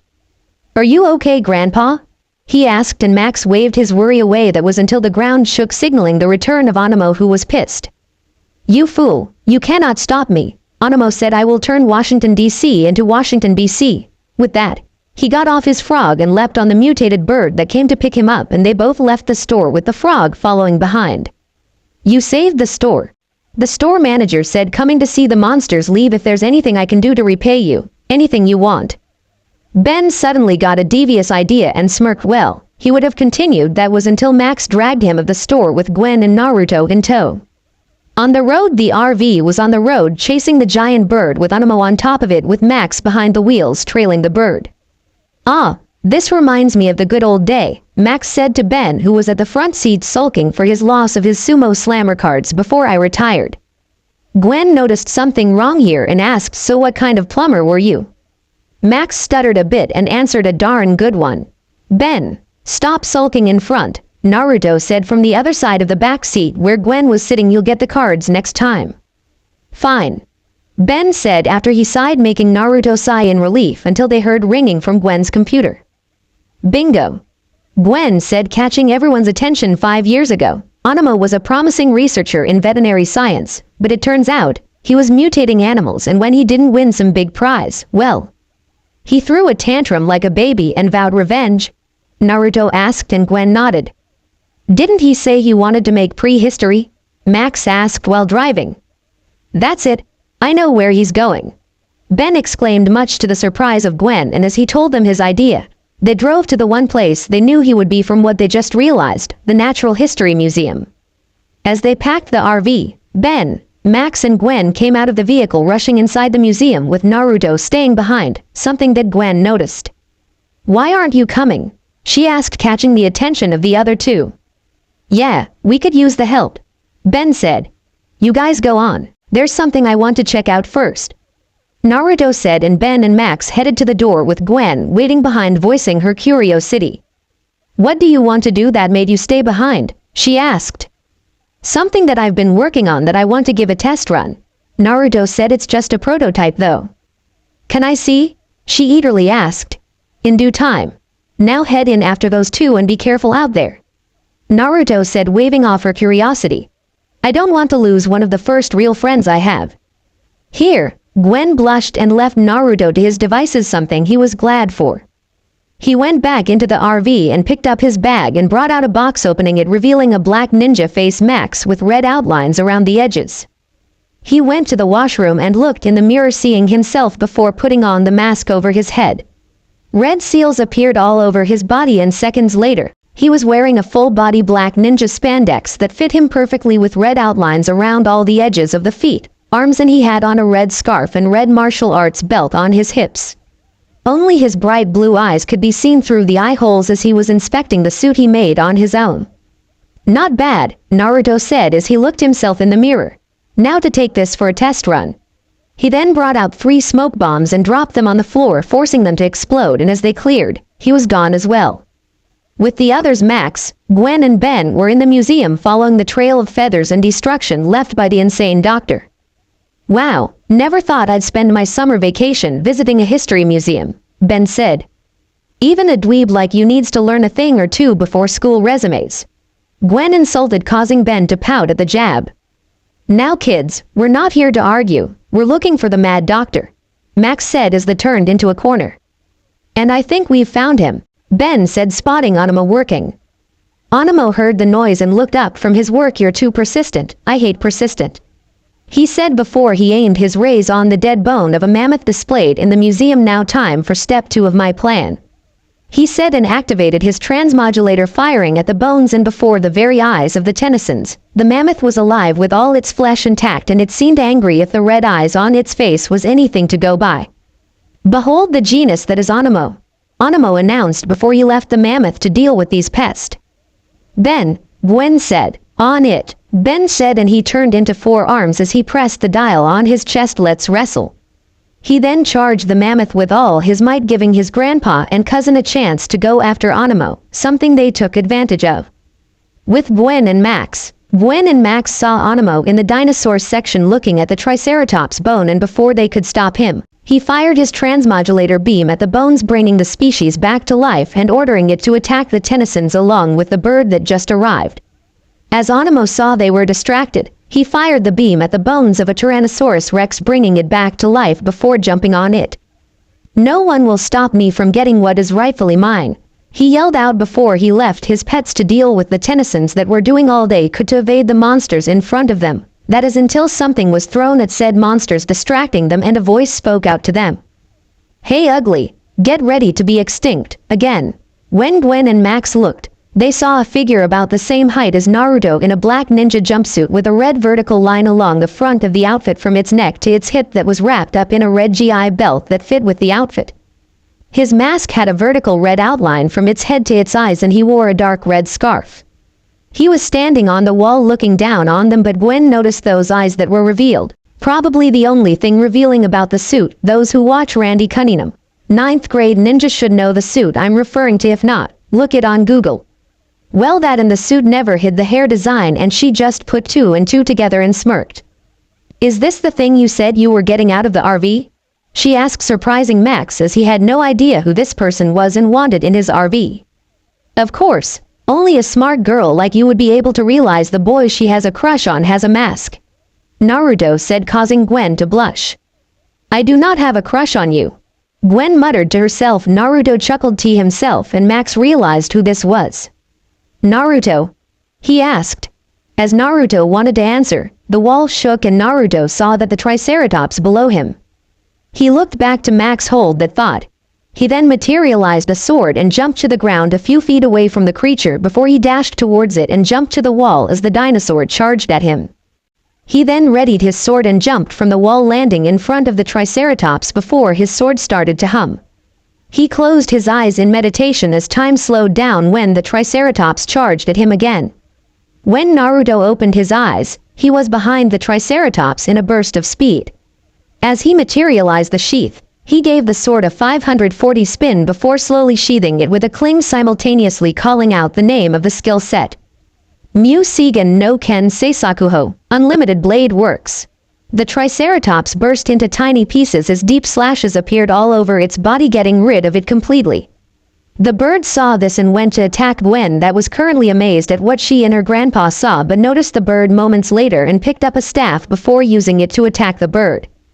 "He's not the only one with moves, you know," Gwen said as the bird retreated briefly before Naruto appeared in front of them. "Yo," he greeted. "How did you do that?" Gwen asked, wanting to know how to do what he did, but as he was about to answer, he had to duck an incoming attack from the bird that was behind him, but that was a mistake as it used its talons to pick up Gwen by her bag before escaping with her. It was at that time 4 Arms arrived, seeing his cousin being taken hostage, and without giving it any thought, he went after the bird, leaving Max and Naruto behind. "So, how did you get the suit?" Max asked his adoptive grandson. "With minor help from my smart aliens, I managed to build a prototype bio-suit that helps unlock dormant powers if only you wear the mask. It would only accept those with dormant abilities and help them experience what they could do if said skill set is unlocked," Naruto explained. "So the ninja thing?" Max asked. "My chakra's all but gone. He doesn't know it's healed yet, but I am the result of 2 powerful ninjas, even though I despise them so very, very much," Naruto said, and instantly, he knew who Naruto was referring to. "Why don't we go help Ben and Gwen?" Max suggested later, and Naruto agreed before he pulled off the mask, and 1 seal work later, he was back to his civilian attire. Later, Ben was lying in a crater created by his alien form as he failed in catching the bird, letting it fly away with his cousin. He got up and out of the crater only to see the RV stop in front of him with Max looking at him. "Did someone call for a taxi?" he asked, and Ben smiled before he got into the vehicle. They were driving when they heard the cell phone in the RV ringing. "Grandpa?" Naruto asked. "On it?" Max replied and moved to where the signal was coming from, the Washington Monument. As all three reached their destination, they rushed out of the RV to see Gwen's cell drop on the ground, hearing her screams of terror. "It's hero time," Ben said, and he dialed up an alien he wanted, and moments later, Ben was Stinkfly. He fluttered his wings and took off to save his cousin, whose grip slipped, but was grateful for the save that was until Ben had to evade the bird heading his way. "I think I'm gonna puke," Gwen said from her cousin's back. "Spew on me, and you better learn to fly fast," Stinkfly said as he kept on evading the bird. Max and Naruto saw the trouble that both were having, and Naruto decided. "I'm helping," he said as he dialed up the alien he wanted. He smacked the faceplate on his watch, and in a flash of green light later, he was Chitrax. "Gotta run." And with a dash of speed, he ran to the monument. Ben saw the green light and knew his brother had transformed. "You're gonna have to trust me," he said to Gwen, who nodded, and he was heading to the monument where he saw a blue-black streak running on the walls, and as he reached it, he threw Gwen, who screamed in terror but was calmed down as the blur caught her and landed her on the ground safely. "You okay?" Naruto asked, and Gwen nodded after muttering her thanks. He looked at Ben, who was floating above them. "Let's go get Animo," he said, and one good luck later, both left to deal with the insane doctor once and for all. With Animo, and here is my Verities Award, it was an honor to be nominated with a distinguished group of scientists. Kelly Reed said, chuckling at the last part, which was until a crash was heard followed by a wall coming down. The scientists were granted the strange sight of a green man riding on a T-Rex. "Kelly, I do believe you have something that is mine," Animo said before he jumped down and grabbed the award with the speech he prepared. "I'd like to thank the committee for this honor." He then got on his pet dinosaur and moved to attack his former colleague, but was stopped as he was punched out of his dinosaur by a blur, and his dinosaur was attacked moments after. Naruto and Ben arrived just in time to stop Animo from attacking a civilian, something that displeased the doctor, so he sent his dinosaur to attack them, but Naruto told Ben to distract it while he dealt with the doctor. "What are you?" Animo said, scared, as Chitrax picked him up from his collar. "Your one-way ticket to defeat," Naruto said before he knocked Animo out and grabbed the transmodulator from his head and crushed it with his hand, sending a shockwave of energy around a 250-mile radius. The mutated animals returned to their original form, and Animo was captured by the police, currently on his way to jail, all the way screaming his revenge on the one that stopped him. Meanwhile, the Tennysons were driving out of DC after this adventure they had, hoping to take a break for some time. "I didn't get that gold sumo slammer card, but at least I got a souvenir," Ben said, holding the crushed transmodulator on his hand before placing it in the box in front of him and his cousin, "plus I guess saving the city at his own reward." "Don't forget, you and Naruto saved me," Gwen said. "Thanks, both of you." "No problem, Gwen," Naruto said from his place beside Max, and Ben waved off her thanks as well. "So Naruto, tell me something," Gwen said. "Do you have any more inventions? And how does that bio-ninja suit work?"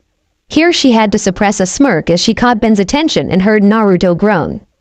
"Ninja suit?" Ben asked his brother, who had to look back and glared to a smug Gwen before he sighed and explained to his family. "This was going to be a really long summer. How did I get myself into this mess?" was the thought of one Gwendolyn Tennyson, who was currently tied up and gagged in what looked like a cargo hold in a ship. If the swaying motion of the thing she was on and the smell of the sea was anything to go on by, she looked on and saw females on the ship in a similar situation and could only think of one thing about it, and it wasn't pretty. She wondered how Naruto and Ben were doing, as she was sure Naruto would notice she was missing, and Ben would most likely not, because of his idiotic short attention span. It was 3 days after the squabble with Animo in DC, and Naruto was busy training Ben in his alien forms.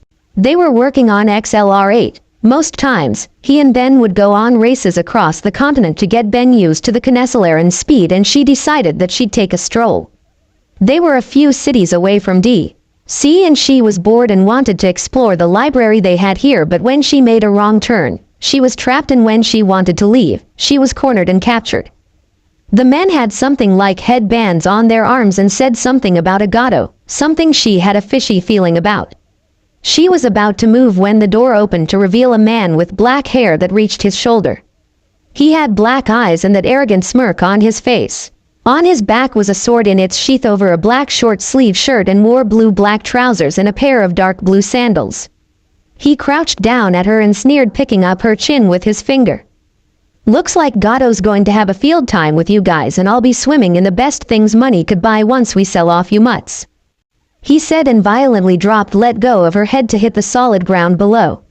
He stood up and looked around the room to the women who were cowering at the mere sight of him. "We'll be arriving the port soon, so if I were you, I'd put on my best makeup to impress your buyers, but wait, you can't because you're tied up, ha ha ha ha ha." He was chuckled as he left the room, and Gwen prayed that someone would come save her from this horror.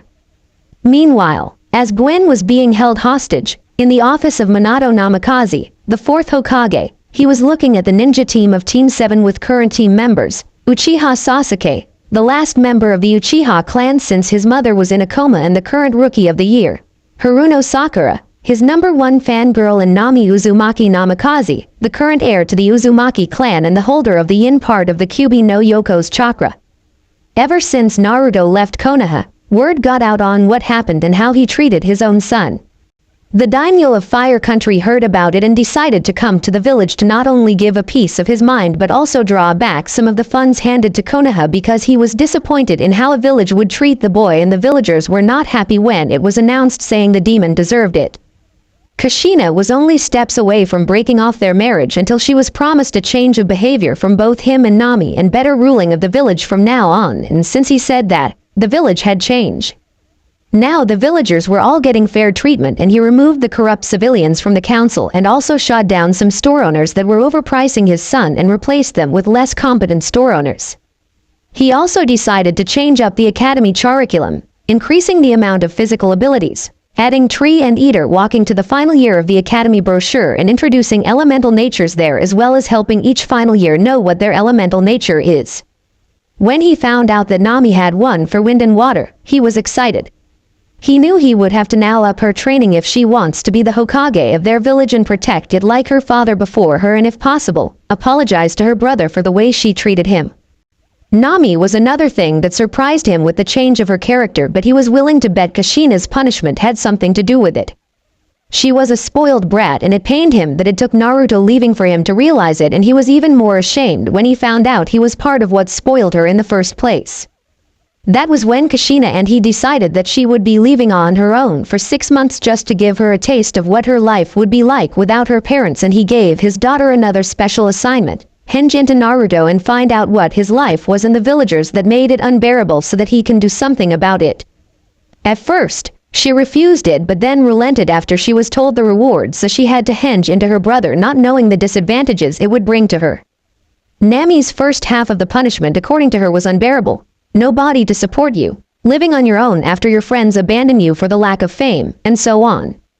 It was even worse when she had to hinge into Naruto, but then she had an epiphany after seeing the way he was treated and decided that from then on, she would change from the better, and if she could, apologize to her brother for the way she treated him in the past, and had a serious talking to her friends that had gotten back with her after their release from their parents about the way they treat her brother.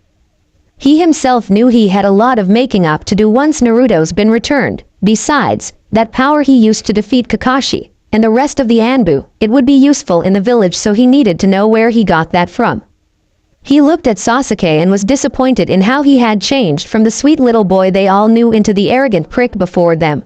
Ever since the death of his clan and the hospitalization of his mother, he seemed to shut himself up and was on a one-way path to revenge that Minato knew won't end well. It also didn't help that he had fangirls that helped boosted his ego too, and he had no real idea why the elders placed Sakura on the same team with him. Now he and the rest of his team were standing before him, and Minato started to talk. Team 7, it is with great honor I assign to you your first C-rank mission. Given your track records on how well you complete the D ranks assigned to you, I have high expectations that you will complete this mission with the utmost efficiency, he said, and the team puffed their chest in pride, and the Hokage continued, I think it's time I sent in the mission. He then pressed a button on his desk. Please send in the guest. Hi Hokage-sama, the secretary said from her workspace, and the door opened to reveal Tazuna, a drunken old man who smelled of liquor and bad breath. What is this, a children's party? Chizuna insulted as he saw the place reek with children or more like the meeting of the clowns with the variety of hair colors and style around here. Team 7 started to get pissed off. We have the duck butt hairstyle, as if that's not freaky enough. Then there's the one with the tomato head and the one with the wide forehead that I'm sure inside it is a very tiny brain. It took all of the Anbu in the room to hold down a vengeful Nami and Sakura that were calling out for blood at the audacity of this man. Minato meanwhile sighed at the display that his ninja were showing, but he can't blame them. After all, they're just kids that are made to kill. This is Tizuna, the man that you're supposed to escort in this C-rank mission. Your duty is to protect the bridge builder from any outside threats that may interfere with his journey back, Minato explained. But what threats could a bridge builder pose to anyone? Nami asked. Let me give you an example, Kakashi said, not knowing that he was about to give out the entire mission specs. Say a tyrant took over a small country that runs a shipping industry. Said tyrant wouldn't want anything blocking the ships from its paths. Ships that carry in them illegal items, of course, and say someone like Tizuna here were to build a bridge for whatever reason, maybe to allow access for trade to other countries near his village. I don't know. Kakashi explained. The tyrant gets word of this and sends mercenaries to end the life of the builder that wants to block his trading route. Kakashi explained, not taking note of the slight twitching coming from Tizuna as he was giving his example, but Minato noticed it. Oh, I get it, Nami said, then looked to Tizuna. Looks like we have a mission that needs to be dealt with in the utmost proficiency. HN. Sasuke said, not caring for anything else except for power to kill his brother. When you put it that way, it does make sense, Sakura said. Good, meet me tomorrow at the front gate at exactly 7 a.m. Kakashi said, and he left with a shushin, leaving the others in the room to leave the office except Nami, who suddenly had a sad expression on her face. Do you think we'll find him? Nami asked in a hopeful tone, knowing her father knew who he was referring to. I don't know, Nami. What are the chances that we'll encounter Naruto in this mission? Minato asked, looking at the only picture they had of Naruto. I just hope he's okay wherever he is. I just want to tell him how sorry for how much of a bitch to him I've been, but we can all hope. Nami said, sighing in the end of that statement, wishing she knew where Naruto was so that he could come home and they can be a whole family once more. Unknown to them, it would be a long day in hell before that happens. With the Tennysons, that's it, Naruto said, startling Ben, who was browsing through his list of aliens. What's wrong? Ben asked his big brother. Gwen hasn't been here all day and it's already dawn. Nighttime, we need to search for her, Naruto said. Who cares? She's just a dweeb that gets on my back. Ben said, she'll be fine. I for one do love the peace and quiet. Naruto just stared, shocked at what his brother was saying. He then slapped his brother on the back of his head painfully hard. Ow, you idiot. She's your family, and family should always be there for each other. He said, now turn into wild mutt so you can track her scent. Naruto walked into the RV to pick up something of Gwen as Ben transformed, and as he got back, he held a pair of her shirt to his face, to which Ben took a whiff off and gave Naruto a thumbs up. Lead the way, Naruto said, and he hopped on Ben's back as they both left to the area Gwen was seen last. One journey later, Ben and Naruto ended in what looked like a narrow alley that can be used to easily mug someone if they aren't careful. Naruto got of Ben and tapped the Omnitrix symbol on his brother's shoulder, transforming him back to Ben, who looked around. This is where her scent is strongest, the rest was just mixed with others. Ben said, and looked to his brother, who was browsing through his own playlist of aliens. How are you going to find her with no leads? He asked. Naruto got the alien he wanted with this, he said as he smacked the faceplate, and in a flash of green light, he was replaced with a large yellow alien with lines on his body and a copper skin. On his chest, where the Omnitrix symbol was seen, was a transparent glass 3 times the diameter of the Omnitrix. You could see gears twisting and turning, and on his head was a key that was stable. What does this guy do? Ben asked. Chronos is my name and time is my game. Naruto, Chronos, clockwork, said in a robotic voice. He then stepped forward and activated its past viewing powers. To Ben, he was amazed at seeing everything around them rewind to the beginning. At first, he was surprised, but then he adapted, wanting to know what happened to his cousin.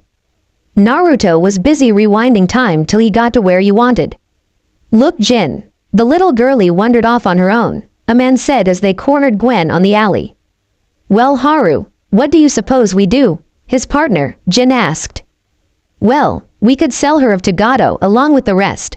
Haru answered his friend easily with a smirk. That's a lovely idea, Jin said, and he cracked his hand, now facing a quivering Gwen. Now little girl, are we going to do this the easy way or the hard way? Don't hurt the merchandise too much, Jin. With the way she looks, I reckon she would be a knockout when she's older. Haru wisely said, and Jin agreed, and they both crept to Gwen, who was too scared to do anything even though she knew she could beat them up easily. Here Naruto stopped the transmission and cut it off. He took a deep breath and pressed the dial on the alien, turning to his human self.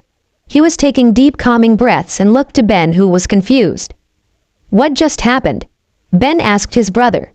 Ben, turn to XLR8 and run to the RV, Naruto calmly said, and Ben wanted to protest this action, but Naruto turned to him with a glare and ordered now. Ben, not wanting to be on the receiving end of his brother's rage, did as he was told, and as he was sure Ben was gone, Naruto walked to the garbage disposal and gave it a metal-breaking punch that damaged it.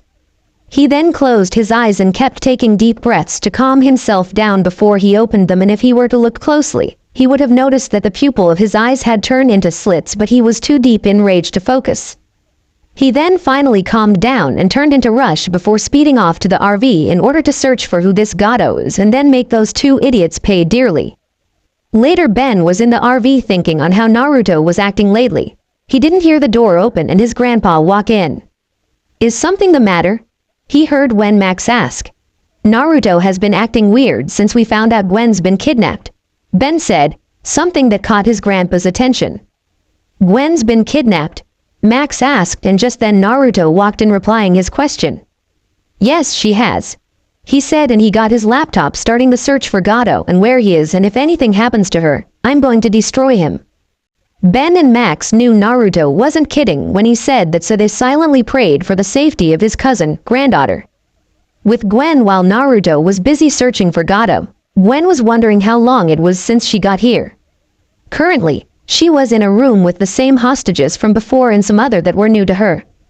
She knew that some of them had worse conditions than her because of the way they looked and the defeated look on their faces, and this only sparked her decision to leave immodestly, but for the life of her, she couldn't get these chains to budge off, but she couldn't, so she had to sit as one of their watchers walked in and grabbed a struggling hostage with them out of the room to do who knows what with her. Gwen, for the first time in her life, had never been so scared for her safety than she was at the moment. As she tried to get off the bindings, she wondered if Ben even noticed that she was gone. He probably wouldn't care, but she knew that once Naruto knew, he would come to the rescue, but that didn't stop her from trying to free herself. She knew that she had to get out, else be treated like an item only meant to be sold, something that didn't sit well in her book. Area: Elemental Nations. Location unknown. 3 days later. It's been a week since the mission for Team 7 was assigned, and things were surprising to say the least.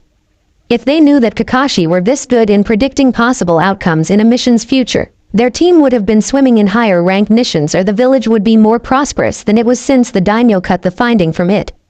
So far, their mission was to escort the bridge builder to Nami no Kuni safely, something that they thought was going to be easy. That is when the first quarter of the journey was reached and they had to face the illustrious duo that is the Demon Brothers, hiding under a pathetic illusion that only one as useless as Sakura couldn't see. Later, they interrogated the builder as to why he was being pursued by dangerous shinobi, and once they got the answer, they decided, after a vote, to continue on the mission, but not before calling backup, something Pakun was used to do. As they continued the journey, they encountered Zabuza Momoichi, the demon of the hidden mist, and the battle between Junin begun, something that was way too intense for them, but they knew that their teacher would win, and that was proven only after some tag team work between Sasuke and Nami was engaged in order to free Kakashi from the water prison he was trapped in earlier. The fight was neck and neck, with their sensei copying his opponent's move down to every last detail, but it was only after Zabuza was placed in an illusion that Kakashi was able to win, and just as he was about to end it, a hunter nin appeared claiming to collecting Zabuza's bounty. It wasn't until after they left that the team realized that they'd been had, and just as they were about to go after them, Kakashi collapsed and they took him for medical checkup in the builder's house. They estimated that it would be 1 week before Zabuza was able to move on his feet again in the builder's house after they introduced themselves to the rest of Tezuna's family, Inari, his grandson, and Tsunami, his daughter. Right now, Sakura and Tsunami were preparing for dinner once a knock was heard on the door. Tsunami excused herself and went to open the door, and she was face to face with the most disturbing specimen of a man the world has to offer. What a youthful evening it is. I am Might Guy, Konoha's sublime green beast of prey, and I along with my team of youthful genin are here to assist my eternal rival and his team of genin in this most youthful C-rank mission.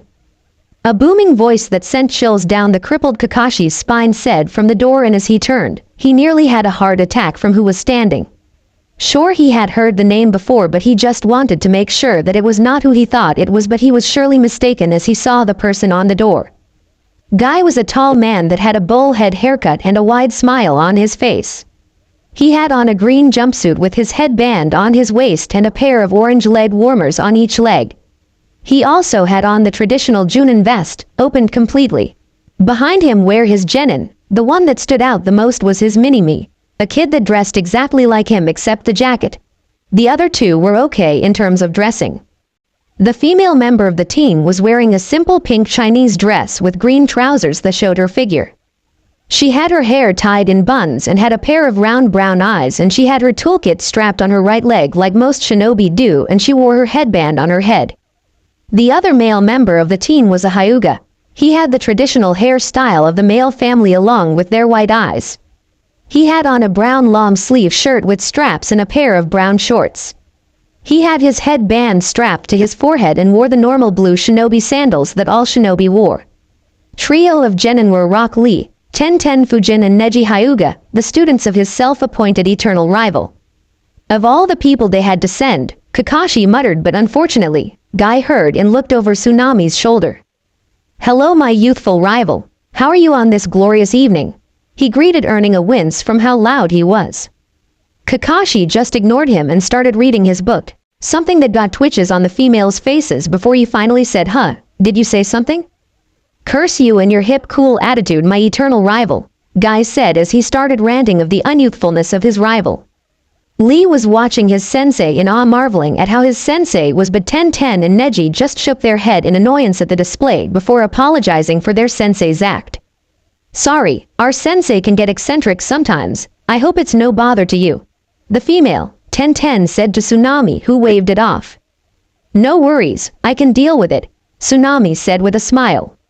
Fate decided to let our current mission quickly come to an end in order to help the team of pathetic weaklings currently guarding you, the white-eyed Hyuga said, which earned him a smack at the back of his head from his female comrade. "What Neji is trying to say is that we were sent as backup to help Team 7 in their current mission. Hope that we're not imposing too much," Ten said in place of her teammate, and Tsunami had to thank the gods that there was at least one sane person on the team.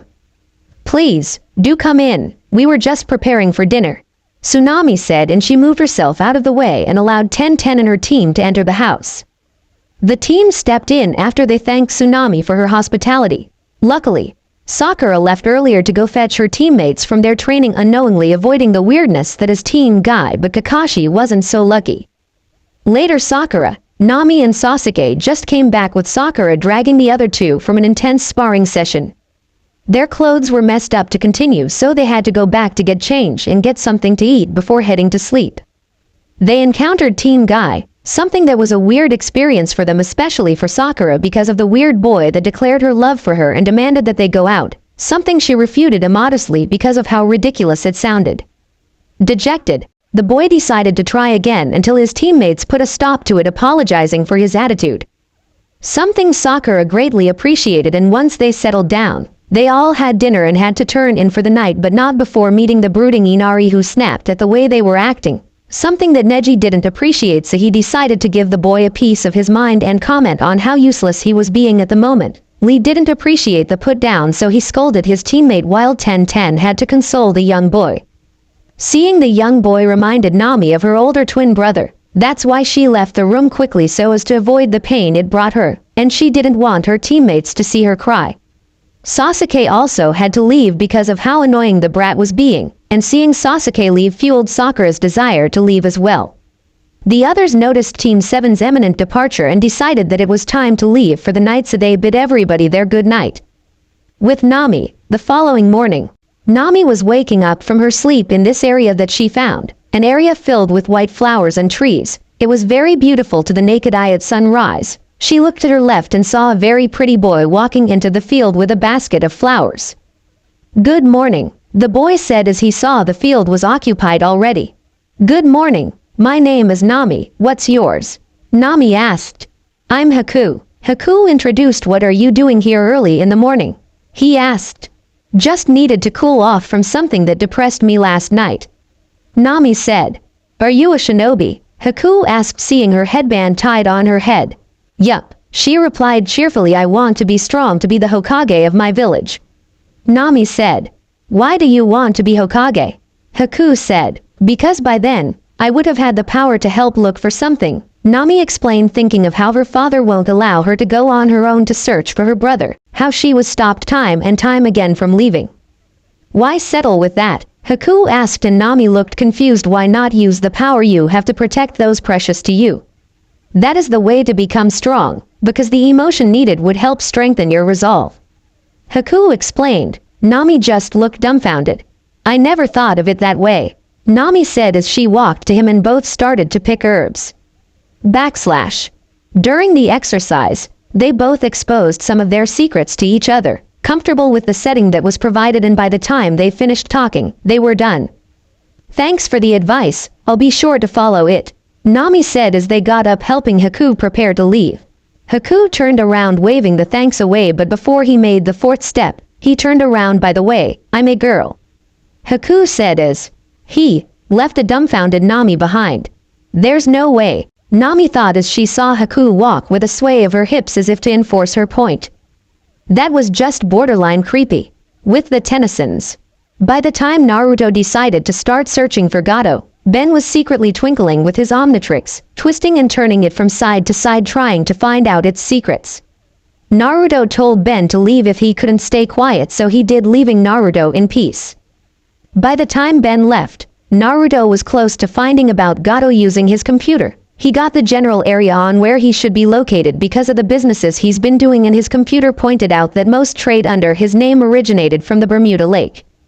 As he searched further, he got a satellite view of what was called the Bermuda Triangle. It was surrounded by a strange magnetic field with mythical properties that seemed to cause ships and other vessels disappear. Naruto closed his computer and thought that he should go inspect it, unaware of the spy that was looking in on him. But he decided to do it in the morning, hoping Gwen will be all right, and called Ben back in, who had a mysterious grin on his face. That was the night before.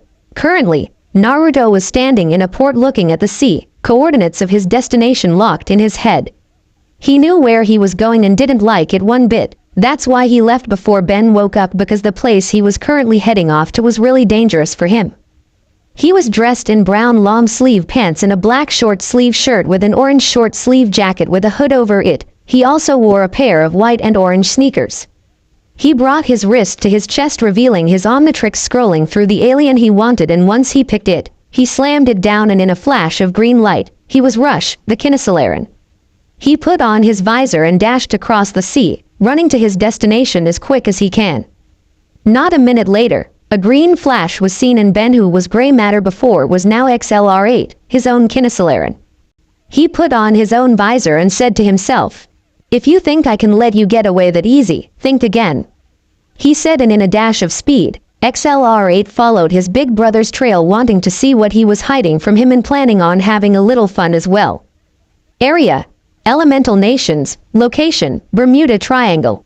3 days after Naruto's search, chirping birds were heard in the background, stopping most fights as they turned to see Zabuza held, trapped by dogs, locking his forelimbs, looking at an angry Kakashi as he was holding his hand to his chest, and what surprised the viewers was the blue visible chakra that was being seen on it. Team Kakashi and Team Guy was currently fighting on the bridge with Team Zabuza. Current members: Zabuza, the Kiri Hunter Nin, and a boy that could grow bones from his body, a really hard combination. The current formation was Nami and Sasuke versus the Hunter Nin Ninjutsu Taijutsu battle, Lee and Neji versus the Bone Boy Taijutsu battle, while the rest guard the bridge builder. What surprised them a bit was the sudden appearance of Kisame, something Guy took care of while Kakashi had to face Zabuza again. Like before, the fight was intense, but in the end, Kakashi had the upper hand, and was about to give the final strike to the trapped Zabuza by shoving his fist on his chest. That is until the Bone Boy, tired from his battle with Lee and Neji, intercepted the blow, taking it instead, something that shocked the people in the area. As Kakashi was about to finish Zabuza again, he heard clapping and they all turned to see a smirking Gato walk with his cane and an army of about 500 mercs behind him. Well, if it isn't the baby demon too weak to deal with his job. Gato said. Gato. Zabuza growled. Look kid, it seems that business has become demanding so I decided to cut my losses. Gato said but look on the bright side, I was never going to pay you. What kind of bright side is that? Ten asked from her position guarding Tazuna. Gato shrugged you're right, it was a bright side for me, not for you. He said and he waved to the people behind him get rid of them now that they're too tired to defend themselves. He ordered after examining the exhausted senseis and genin in front of him. The mercs agreed to the order moving in to attack the ninja who were too weak to defend themselves right now but as they were about to advance further, they heard the sound of footsteps along the bridge, followed by what sounded like iron scraping metal and it was then they heard the creepiest song of their life. Youthful slaughter, I won't leave a single man alive. Gla-da-da-da-die, genocide. Gla-da-da-da-dud, an ocean of blood, let us begin the killing time. The voice said and this had certain reactions from the listeners. Guy and Lee were screaming about youth. Sakura, Tazuna, Gato and the mercs were scared. Ten and Nami, who just knocked out Haku and exited from the ice dome, were confused. Sasuke and Neji were scowling at the pathetic attempt to scare them. Zabuza was grinning at the song and knew he'd get along with the owner of the voice quite well. Kakashi just ignored it but he knew he heard that song before just couldn't place out where. They were looking to the source of the singing and saw a silhouette of a humanoid creature and once the shadow got closer and closer, Kakashi's eyes widened in recognition of the diamond-shaped figure. Naruto, he tentatively asked catching the attention of Nami who was confused as she didn't see her brother any there. Naruto Rambai stopped walking and started a sprint along the bridge, his two hands shape-shifting into blades heading for the mercs with only one goal in mind since he'd seen the state of this city as he inspected it as Chitrax, kill all the mercs in front of him until Gato was left, and thus the bloodbath started. The audience except for Zabuza turned green at seeing so many kills in one place, slices all over and large diamonds encasing their victims preventing any harm from escaping. Gato saw this and started to stealthily escape from here as quietly as he could. Unfortunately, once he got into his speedboat, a fish-like creature grabbed him just as Naruto Rambai finished the last of the mercs. Where do you think you're going? The fish-like creature asked the shaking man in front of him seemingly ignoring the fact that his brother just killed all those mercs. Please let me go, I'll give you anything. Gato stuttered out in fear of being killed by this monster. The fish humanoid thought about it, nah. He said and threw the midget to Rambai who was walking towards their direction with a scowl on his face as he caught the midget then in a flash of green light. He was Uzumaki Naruto who proceeded to pop out an unsheathed sword surprising those who knew that he couldn't use skills like that. Tennyson. Nami stuttered in hope as she saw her big brother for the first time in 4 years. Who's that? Sakura asked. Guy-sensei, isn't that Naruto-kun? Lee asked his sensei. I see that the flames of youth have guided him well. Guy said impressed at how strong his one-time student, if he could call him that, was alive as well. I thought he didn't have chakra, like Lee. Ten said, confused about the whole ordeal.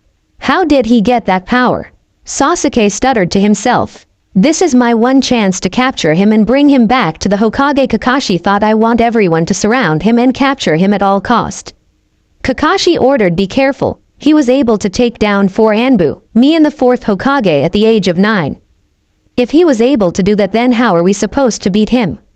Ten asked. That's an order, Kakashi said and they all got up and moved to where Naruto was as he threw the scared body of Gato away. Naruto was about to scold Ben for disobeying his orders that is until he heard a voice that made him scowl. Naruto Uzumaki, by order of the 4th Hokage Leaf Village, you are under arrest. The voice said surrender peacefully or we'll resort to force. Naruto looked at his little brother. I was going to scold you for disobeying me but it looks like when we get home, I'll have to think of another punishment. He said then he turned to the Leaf. If you think you can beat my little brother, then I'll come, if not, then this is goodbye. Naruto said, then he turned into Chitrax and in a burst of speed, he left the area leaving Ben to fight them. So all we have to do is beat this fish thing. 1010 asked. Unfortunately, Ben heard the insult and was offended. Hey, I'm a 10-year-old kid, he said, transforming back to Ben, surprising the audience. This is useless, I have better things to do than Konoha Senpu. Suddenly, Sasuke was sent spiraling upwards before he was given a drop kick, slamming him to the ground hard. Ben landed and fixed his clothes before taking the Goken stance. So, who's next? He asked with a smirk, seeing the scared look on some of their faces. Guy, did you teach him? Kakashi asked. Guy rubbed his chin and thought him. Young boy, did you say the Naruto-kun is your big brother? He asked Ben, who nodded. Guy snapped his fingers in realization. Oh, how youthful. Kakashi looked at Guy, who elaborated further. I gave Naruto a scroll on the 8 gates and the Goken on his 9th birthday, so it stands to reason that he passed on some of my teachings to this young boy. So you're the one that taught my brother? Ben asked, and by this time, Nami snapped. He isn't your brother, he's mine, she yelled. Who does this brat think he is to claim what was hers from the start? Sorry, I don't speak Harpy, could you repeat that? Ben said, cleaning his ear. If anything, this made Nami even more upset that she started to unconsciously draw on the fox's chakra little by little. I like this brat. Zabuza said he handled the Uchiha kid easily, and if he did that to the so-called Rookie of the Year, I wonder what he'll do to the rest. Unfortunately, nobody heard Zabuza. He used this given opportunity to go and pick up the knocked-out body of Haku before vanishing with a water shush and leaving the leaf to their business. This is worthless. Unfortunately, the Uchiha was too weak to escape his fate of being too weak to defeat a 10-year-old, but fate is on my side tonight, Neji said with a serious expression. Okay, you know what, screw this, Ben said, and he picked the alien he wanted from his watch as the faceplate rose and slammed the faceplate down, and a minute later, he was heat blast. I'm really miffed about being treated like I'm weak. He then created fireballs on his hands. Let's see how weak I am after this. And with that, the battle between Ben and the ninja had begun. With Gwen. Gwen was tired, hungry and helpless, as she was the only one in the room that hadn't been raped. Something she was glad of when she figured out what they were doing to the women in the room, who were too powerless to stop their assailants. So far, she'd eaten once, and it's been 6 days since she left, according to the conversation she overheard. Just as she was about to get some sleep, the door slammed open and in walked the 2 thugs that kidnapped her. They looked around the room and smirked at the defeated women until the first spoke. Looks like we've broken all of them, Haru. I don't think so, Jin, Haru said as he spotted Gwen, who started to shake as they started to make their way towards her with that sick look in their eyes. What do you think? He asked. I think she's a little young, Jin said, but we could train her to be our personal mud by the time she gets old. Complete brainwashing, Haru agreed as he bent down and picked up Gwen's face and caressed her cheek. Why don't we just give her a little of what's to come? Jin said, and as they were about to pick up the shivering Gwen, the wall behind them exploded and a cat-like human stood in place of the wall. Gwen sighed in relief as she saw that Naruto came to save her. She even started to cry a bit because of what she was about to experience had he not arrived. Naruto on his end had no time to share Gwen's sentiments, so he quickly took care of the thugs that kidnapped her in a burst of speed, followed by freeing the captured ladies before he walked to Gwen and freed her. Just as he was about to pick her up, he clung to him like he was her lifeline and started to sob uncontrollably. Naruto, Shitrax, just knelt down and hugged her back. They were like that for a while until Gwen exhausted herself from crying and fell asleep in Naruto's chest. He used that opportunity to pick her up bridal style and bring her close to his chest, something she snuggled into, and in a burst of speed, he left the building heading to Ben's general location. Moments later, he arrived and saw that Ben was just facing Guy as XLR8, who was excited because this boy was able to take out every other person here. Just as he was about to attack the green-clad sensei, Ben heard a voice. Ben, I've got her, it's time to go. He turned around and saw that his brother had Gwen in his hand and turned back to Guy.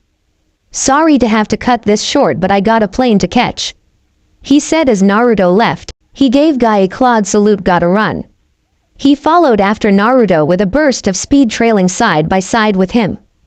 When we get to Max, you're going to be in so much trouble, Naruto said as he saw XLR8 running beside him. But I helped take down the bad guys, Ben whined. I don't care, Naruto said. You decided to obey my order, something I can't tolerate from you." "Why?" Ben asked. "Because I promised Mom and Dad that I'll take care of you, something that you should appreciate greatly," Naruto explained. "Speaking of Mom and Dad, that red-headed girl said that you were her brother," Ben said, confused. "Care to explain that?" he asked. Naruto sighed as he continued to run, knowing that it was going to be a long run to the RV, but hey, at least, Gwen was safe. It was 4 weeks since the day Gwen was kidnapped, and both Naruto and Ben met with the Konoha shinobi. Ben was persistent on having him tell them who that wired red-haired girl was and why they were after him. Naruto, as a compensation, asked Ben to bring up his left hand and he'll answer, something that he did immediately, but it was too late for him to change his mind once he figured out what his brother wanted, since Naruto already grabbed it and completely shut down the master control of his Omnitrix. It was only then Naruto proceeded to tell Ben about his life in Konoha and about his twin sister, and since Gwen was clinging next to him, afraid to be too far away from Naruto, she was listening in as well. As he told his story, Ben and Gwen listened intensively, wanting to know about his past, but as he was saying more and more, they were disappointed at how it ended, with Gwen hugging a depressed Naruto and Ben not knowing what to do, promised to be there for his big brother, but at least they knew not to trust those ninjas.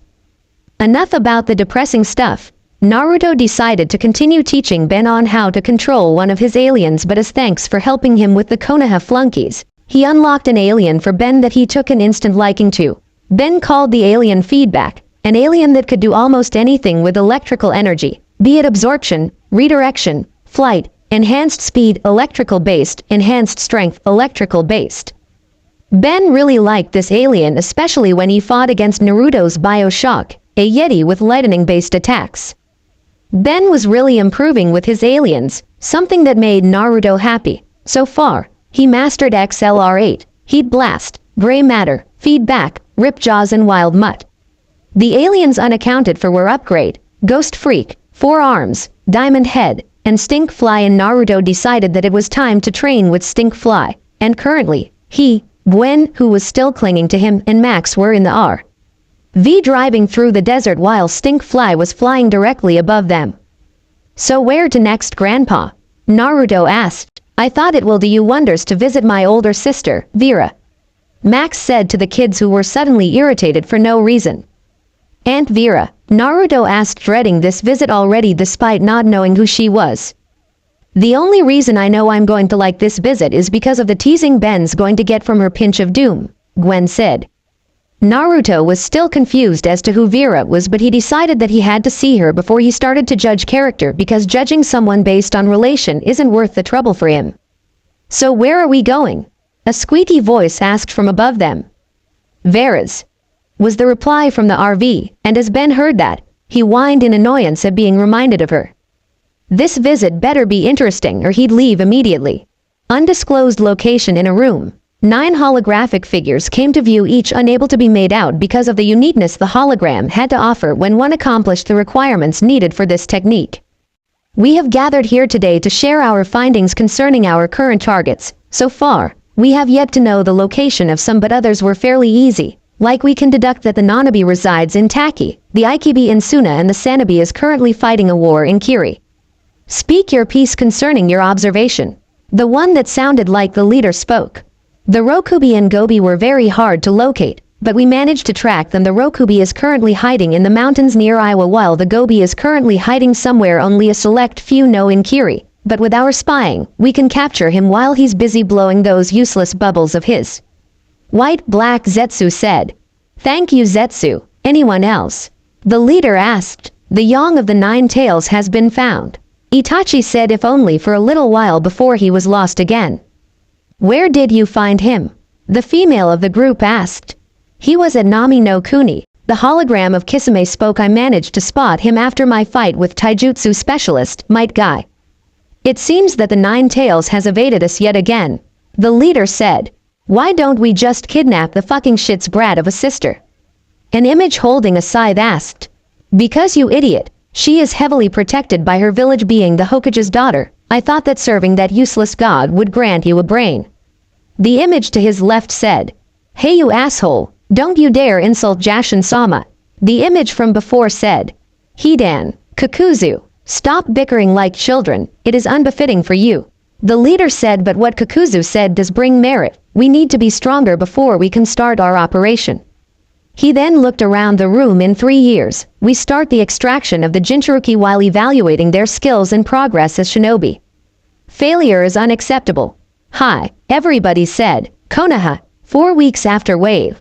Ever since the Wave mission, Nami had been in a depressed mode, and once her father tried to get information out of her, he was ignored, so he had to get from his one-time student, Kakashi.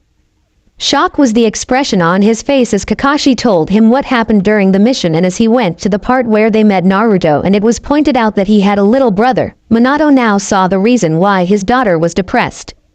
His son all but abandoned his family, but who could blame him? After the way he was treated, Minato was surprised that he didn't leave quicker. Still, he was impressed with how Kakashi handled the situation nicely, that is until he got to the part where Naruto appeared. He decided to leave Naruto alone for now as they had more pressing issues to deal with. With Ino. Ino as of lately was a depressed girl. Why?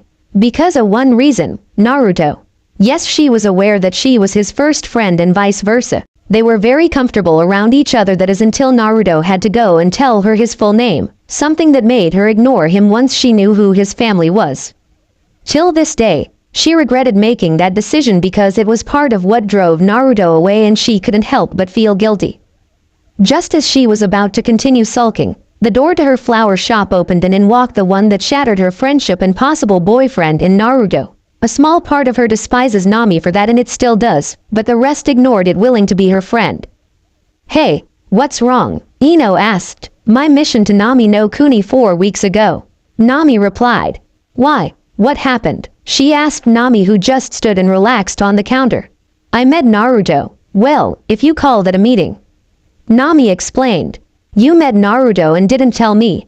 Ino demanded. Asked. You never asked. Nami said anyways. As it turns out, he all but cut ties with his family here since he has a younger brother that has the same powers as he does, and I'm quite sure that the family has treated him better than we ever did. Well, I say that you deserve it, because of what he had to experience when he was younger. Ino said, ignoring the fact that that statement caused a sting of regret to her friend's heart. Next time you'll know not to ignore any member of your family again, but I don't know how that feels since I'm an only child. You know that you also added to the hurt that was already in Naruto's heart. Nami said. I know, and I regret it terribly. I couldn't help but think that if we continued our friendship, could we be something more? Ino asked. Anyways, what are your plans? Nami asked her friend after deciding to change the topic. I want to get strong enough to be able to face Naruto on my own, since I heard that he fought for Anbu and the Hokage and won. Ino said. I still don't know how he did that at the age of 9, but yeah, I want to do the same thing, and we know that by then, we would be able to apologize for the way he was treated. Nami said. Both could only hope in what the future could bring, wishing that it will go well for them and their family. With the Tennysons, Max, a voice said, and they turned to see Aunt Vera walking to them. Vera, Max greeted as he walked and gave his sister a warm hug. I can't believe you're finally here, Vera said as she hugged her grandchildren, but as she saw Naruto, she was confused and looked to Max to explain. This is Naruto. He's Ben's big brother who was in school by the time they visited you last, so I thought it might be nice for him to finally meet you. Max explained to his older sister. Isn't that lovely? I didn't know Ben had an older brother. Vera said as she went to hug Naruto and pinch both his cheeks. Hello, I'm Vera. It's lovely to finally meet you. The pleasure is all mine, Naruto said as he was released from the death pinch of Vera. Come on in, I can't wait to chew the fat with all of you, Vera said as she invited them all into her house, unaware of her neighbor watching her from his window blinds. Sniff. Ah, why do old people's houses always smell like somebody's cooking socks? Ben asked after he whiffed the insides of his auntie's house, that is until Naruto smacked the back of his head. Manners, Naruto chided to his subdued little brother, much to Gwen's delight and Vera's approval. Later, Vera, this is delicious. What are these brown chunks in the mold? Max asked as he complimented his sister's wonderful cooking, well, in his books at least. Pork chops, a happy Vera answered, glad that someone liked her cooking, and the white parts are flowers, she said. And that was all Ben needed to stop himself from eating, that is until a conversation between he and his auntie started. So Benjamin, what have you been up to this summer? Vera asked her nephew who was poking the food in his tray. Kicking alien butt, Ben replied to his auntie.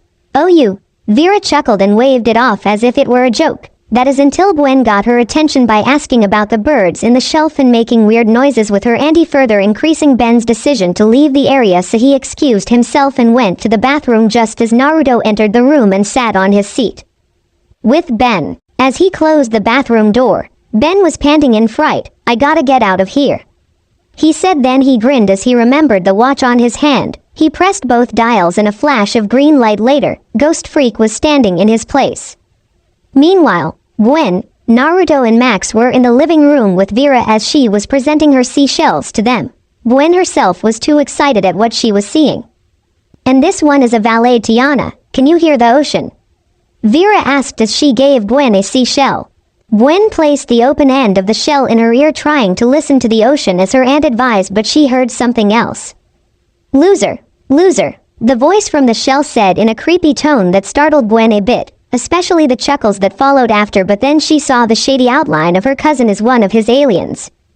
Ben, she hissed, loud enough to catch Naruto's attention, who just snuck out of the living room. See ya, wouldn't wanna be ya, Ghost Freak said as Gwen was looking at him fading through the wall, leaving an annoyed Gwen in the company of her aunt and grandpa. With Ben. As Ben faded out of the house, he was looking around the estate he was in. There has to be something fun to do around here, he said, and he spotted a golf cart not long after. Sweet. Ben then turned invisible as he was driving in the golf cart, spooking the citizens around him. As he was driving, his nose caught an intoxicating smell and proceeded to check what it was, unaware of the figure trailing him. He snuck up on a window blind, spying a freshly baked apple pie cooling off, but as he was about to take a taste of the sweetness of the first fresh meal he'd had in months, he spotted an old lady through the window trying to kill a fly with a swatter. As it stuck on the ceiling, the old lady dropped the swatter on the ground and jumped on the ceiling, stuck on it with her forelimbs and chomped the fly. Ninja old people, a surprised Ben said. Then he quickly left the area, but unfortunately bumped into another figure that seemed to be using his intangibility as well. And where do you think you're going? A raspy cold voice asked, and Ben saw an alien that was half human, half insect. He had a red body with black and white spots on his arms and legs that resemble ice chunks, a light red torso and large green eyes. He also had 3 pointed fingers and a thumb on each hand and 2 toes on each foot and a third toe-like extension on his ankles. Ben would have attacked this alien had it not been for the Omnitrix symbol on his chest. Naruto, he asked. I asked you a question, his older brother said, arms folded over his chest, but as Ghost Freak was about to answer, he spotted an old man in a golf cart with a rug in the boot driving by, heading for a puddle of water that he could just drive across, but instead, he avoided it as quickly as he could, even avoided the sprinkles that were followed after. Did you see that? Ben asked as he flew past his brother to follow the old man. Naruto's eyes followed his brother as he was moving before he sighed and spread his red wings to fly after his brother, both still intangible to the naked eye. Ben followed the old man to what looked like a gate with Naruto hot on his trails. He saw the old man enter through the gate as it was opened, and he followed. As he was about to follow the old man pushed away a garbage bin that was hiding a set of floor doors underneath. His Omnitrix symbol started to beep, something that Naruto noticed as he was inspecting what the old man was doing. Naruto quickly grabbed his brother and pulled him out of sight of the old man just before Ben flashed back to his human form. You know, if you hadn't taken off the master control a month ago, I would have seen what he was up to, a disappointed Ben said as he placed his hands in his pockets, pouting. Don't think you're getting off the hook, Ben. You still have to answer as to why you left the house rudely, Naruto said. Oh, I forgot to ask, what's this one's name? Ben said as he was inspecting the moth-like alien trying to divert his brother's attention. Although this adds nothing to our current conversation, his name is Big Chill. I decided to change it from Siberian because Siberian sounded unintimidating, Naruto said, and Ben agreed with him before Naruto had to pick him up and fly both of them to their auntie's house for some rest and an explanation that Ben seemed to be avoiding. With Gwen Tennyson was interested in something, and when she is interested in something, anything trying to divert her attention would fail. Today, she wanted to find out something. Was she special? Did she have any hidden abilities? How was she going to find out? By Naruto's mask. From his explanation, the mask is supposed to know when one has a special genetic trait in them. It does that by scanning one's DNA on its current wearer. If it comes out positive, it activates and becomes a full-body suit based on what ability the current wearer has, and each person could be different or the same. Ever since a month ago, Gwen was self-cautious around others that are not Naruto. She would feel uncomfortable should she be with anyone else alone. That's why she stuck with him whenever he was close by. But she decided that in order to be free of mind, she needed to learn how to defend herself more than she could. That's why she needed to go to the RV to look for the mask, something she was currently gazing at.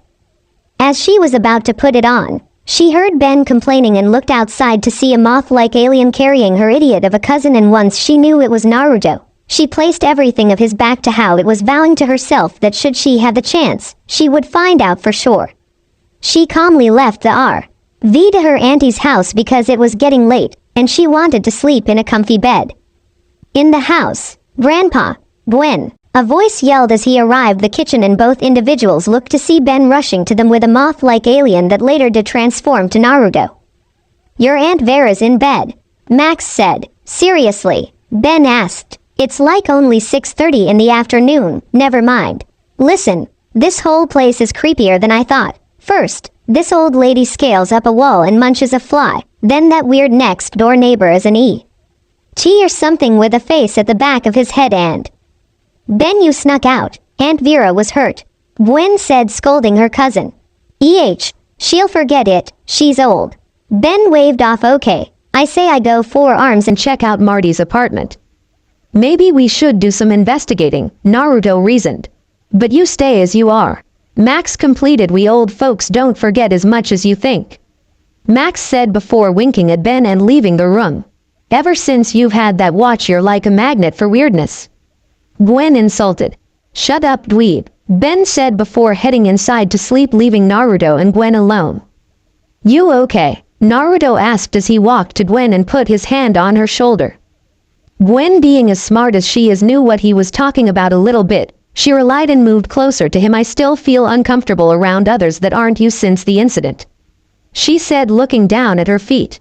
Naruto hugged her close to his chest to calm her down. "Take it easy, all right. If you need help, just call and I'll be there," Naruto declared, making Gwen to blush against his chest. She pulled back and gave him a peck on the cheek. "Thanks," she said, smiling at him, and Naruto smiled back at his friend before they both retired to the night, unaware of each other's intentions. Later, it was early in the night where the creak of a door was heard and footsteps followed moments after. Naruto was inspecting the neighbor's house for anything that was out of place and saw it to be empty. Nothing out of the ordinary," Naruto said as he was in the living room, "except shouldn't someone like him be at home sleeping?" he mused. He then moved around inspecting everything in here. "Something feels different," he said, finally noticing, and he looked down on the wooden floor, seeing that an area was cleaner than the rest and the area seemed to be underneath the table. "I'm guessing that the carpet was supposed to be here," Naruto thought aloud and rubbed his chin. "I wonder why he was taking it down the cellar door." He then activated his Omnitrix and turned into Big Chill. Using his intangibility, he flew out of the house and went to the cellar doors and entered them, wanting to find out what was in there. He knew that it shouldn't bother him, but hey, he liked a good mystery every now and then. With Gwen, when Gwen was out of bed, she had to make sure that no one heard her footsteps as she quietly left the house to enter the RV. She reached under the bunk beds and retrieved a box that held the mask she was looking for. She opened the box and saw the mask and took it.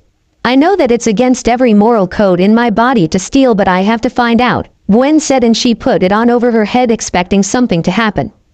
She looked and still saw her normal clothes were on her. "Well, this was a waste of time," she said, but as she was about to take it off, seals appeared all over her, and before she knew it, she was wearing a full black bodysuit that had violet outlines.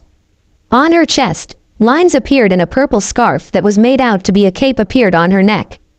"What is this?" she stuttered out, and she looked at her hand as they had some sort of energy surrounding them, blue in color. She smirked. "Looks like Ben and Naruto aren't the only one with powers, but now I have to find out what I can do and maybe where this generic trait originated from." As she said that, Information was downloaded into her head. Name: Gwendolyn Tennyson. Age: 11. Occupation: student. Species: 1/4 anodite, 3/4 human. Antidote: anodite are beings of life energy, most commonly known as mana. The entire body of an anodite is a humanoid-shaped construct of pure, compressed mana. A deep dark purple color and long flowing tendrils of hair, or a bright pinkish purple glowing color. The color of their mana is bright light blue and many different shades of pink, magenta and fuchsia, and with occasional shades of violet purple mixed together. They are free-spirited race and don't take life seriously as most humans do. They are one of the most dangerous beings in the galaxy. If angered, tread carefully if you are unlucky enough to meet one. So awesome, Gwen said in awe of her newfound abilities. She was eager to test them but decided against it, so she quickly took off the mask and returned it to its rightful place and went to bed knowing that she was strong enough to beat her stupid cousin and his stupid watch. Though she couldn't help but wonder who she got the 1/4 part of the generic trait from. The next morning, prune juice, and oh what a surprise, more prune juice. Ben said as he was inspecting what was in the fridge. He closed it and looked at his cousin who just took a glass of water. Why does it seem like old people were always old? Ben asked his cousin. Good morning, Aunt Vera, Gwen said as she greeted her auntie that just walked in the house with a strange look on her face. How do you sleep? Just fine, her auntie replied as she reached to squeeze a frightening Ben who just later accepted it. While Gwen walked to her aunt with a tray. I made you some coffee, Aunt Vera, she said, but then slipped a bit and the tray dropped to the ground, breaking the glass and spilling the water and coffee on the ground, something that Vera reacted harshly to. She did a full split as the coffee was moving towards her. Clean it up right now. She ordered her nephews rather harshly, something that startled Gwen as she apologized and cleaned the spill. Vera jumped down and looked to the open room. Where's your grandfather? She asked her niece and nephew. Early morning run, a voice replied, and she turned to see Naruto leaning on the door with his arms crossed over his chest and eyes closed.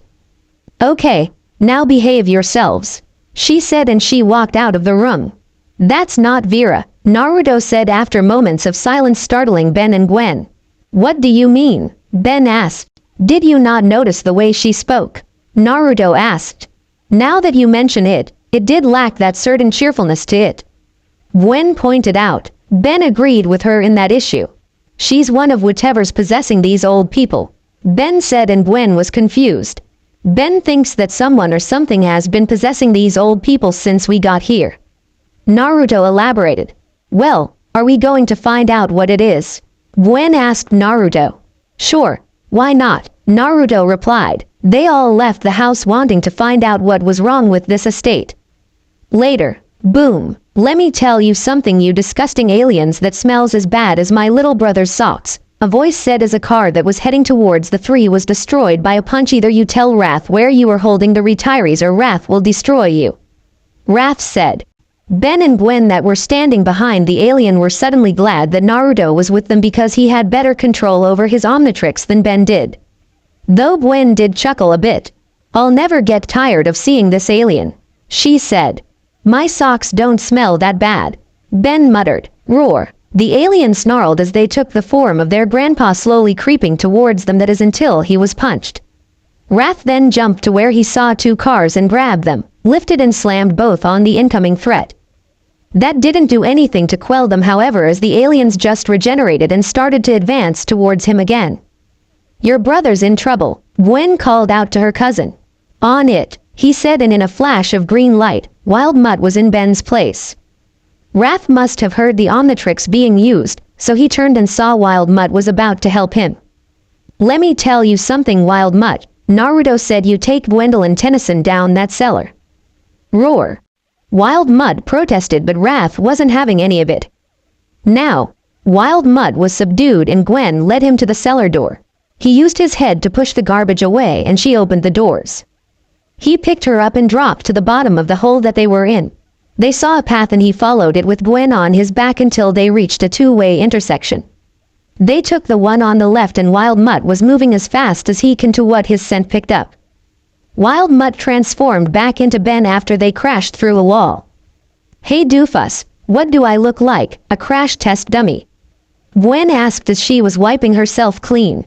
I don't know what it is, but Wild Mutt picked up something in here. Ben said, looking down the tunnel they were in, and both he and Gwen walked there. As they reached the end of the tunnel, they saw an alien spaceship with green pods surrounding them. It's like everyone in Retirement Village has been podded up, Gwen said as she saw the pods and walked towards it. Grandpa, Ben exclaimed as he saw his grandfather in the pod in front of him. Ben quickly freed his grandfather, who was waking up from the temporary stasis he was placed in. I was going out for a walk and then, I don't know what happened, Max said as he tried to get his bearings with his grandkids. Ben was about to go free the other people of the village, but a voice stopped him in his tracks. I wouldn't do that if I were you. Ben looked and saw 3 retirees walking towards him, but he knew that they were aliens. Well, you're not me, he said, and he started to backpad towards the wall with his grandfather and cousin. Not yet, I'm not, another voice said, and all 3 aliens revealed their true form. The Tennysons were trapped like cornered rats, that is, until Gwen touched the wall and a door revealed itself. All 3 of them ran inside and saw more pods. They found it. We can't let them out, an alien said. Get the pods on board now, the leader ordered. Ben heard a beep and saw that his Omnitrix was activated. He selected the alien he wanted. You guys really burn me up, he said, and he slammed the faceplate, and 1 green light later, he was Heat Blast. Now I'm going to return the favor. Heat Blast fired a fireball at the alien, expecting to see results that will be in their favor, but the results weren't expected. The 3 aliens morphed into 1 big alien, more powerful than before. You just made a big mistake, it said. We live for the heat. Why do you think we came to the desert in the summer? Ben wasn't using his head when he went to punch the alien. That's why he was easily smacked around and tossed to the side. Hey ugly, cool off, a cold voice said, and before the monster knew it, he was frozen in solid ice, never to be heard from again. What happened? Heat Blast asked as he was getting up from being trashed. I saved your butt, that's what, a voice said, and Heat Blast looked up to see Big Chill looking down on him with an impassive look on his face. Let's get rid of these pods and destroy the ship, Big Chill ordered, and Heat Blast agreed. They had a lot of work to do. Later, don't be strangers, Vera said as she was hugging her brother goodbye. We won't, Max said as he hugged her and then left to the R.V. Gwen walked after and said her goodbyes along with Naruto. When it came to Ben's turn, I'm sorry, Ben, if there wasn't enough excitement here for you, Vera apologized. Actually, it turned out better than I thought, Ben said honestly. I'm glad, Vera said, hugging her nephew. Have fun on the road, and keep up the good work dealing with all those aliens.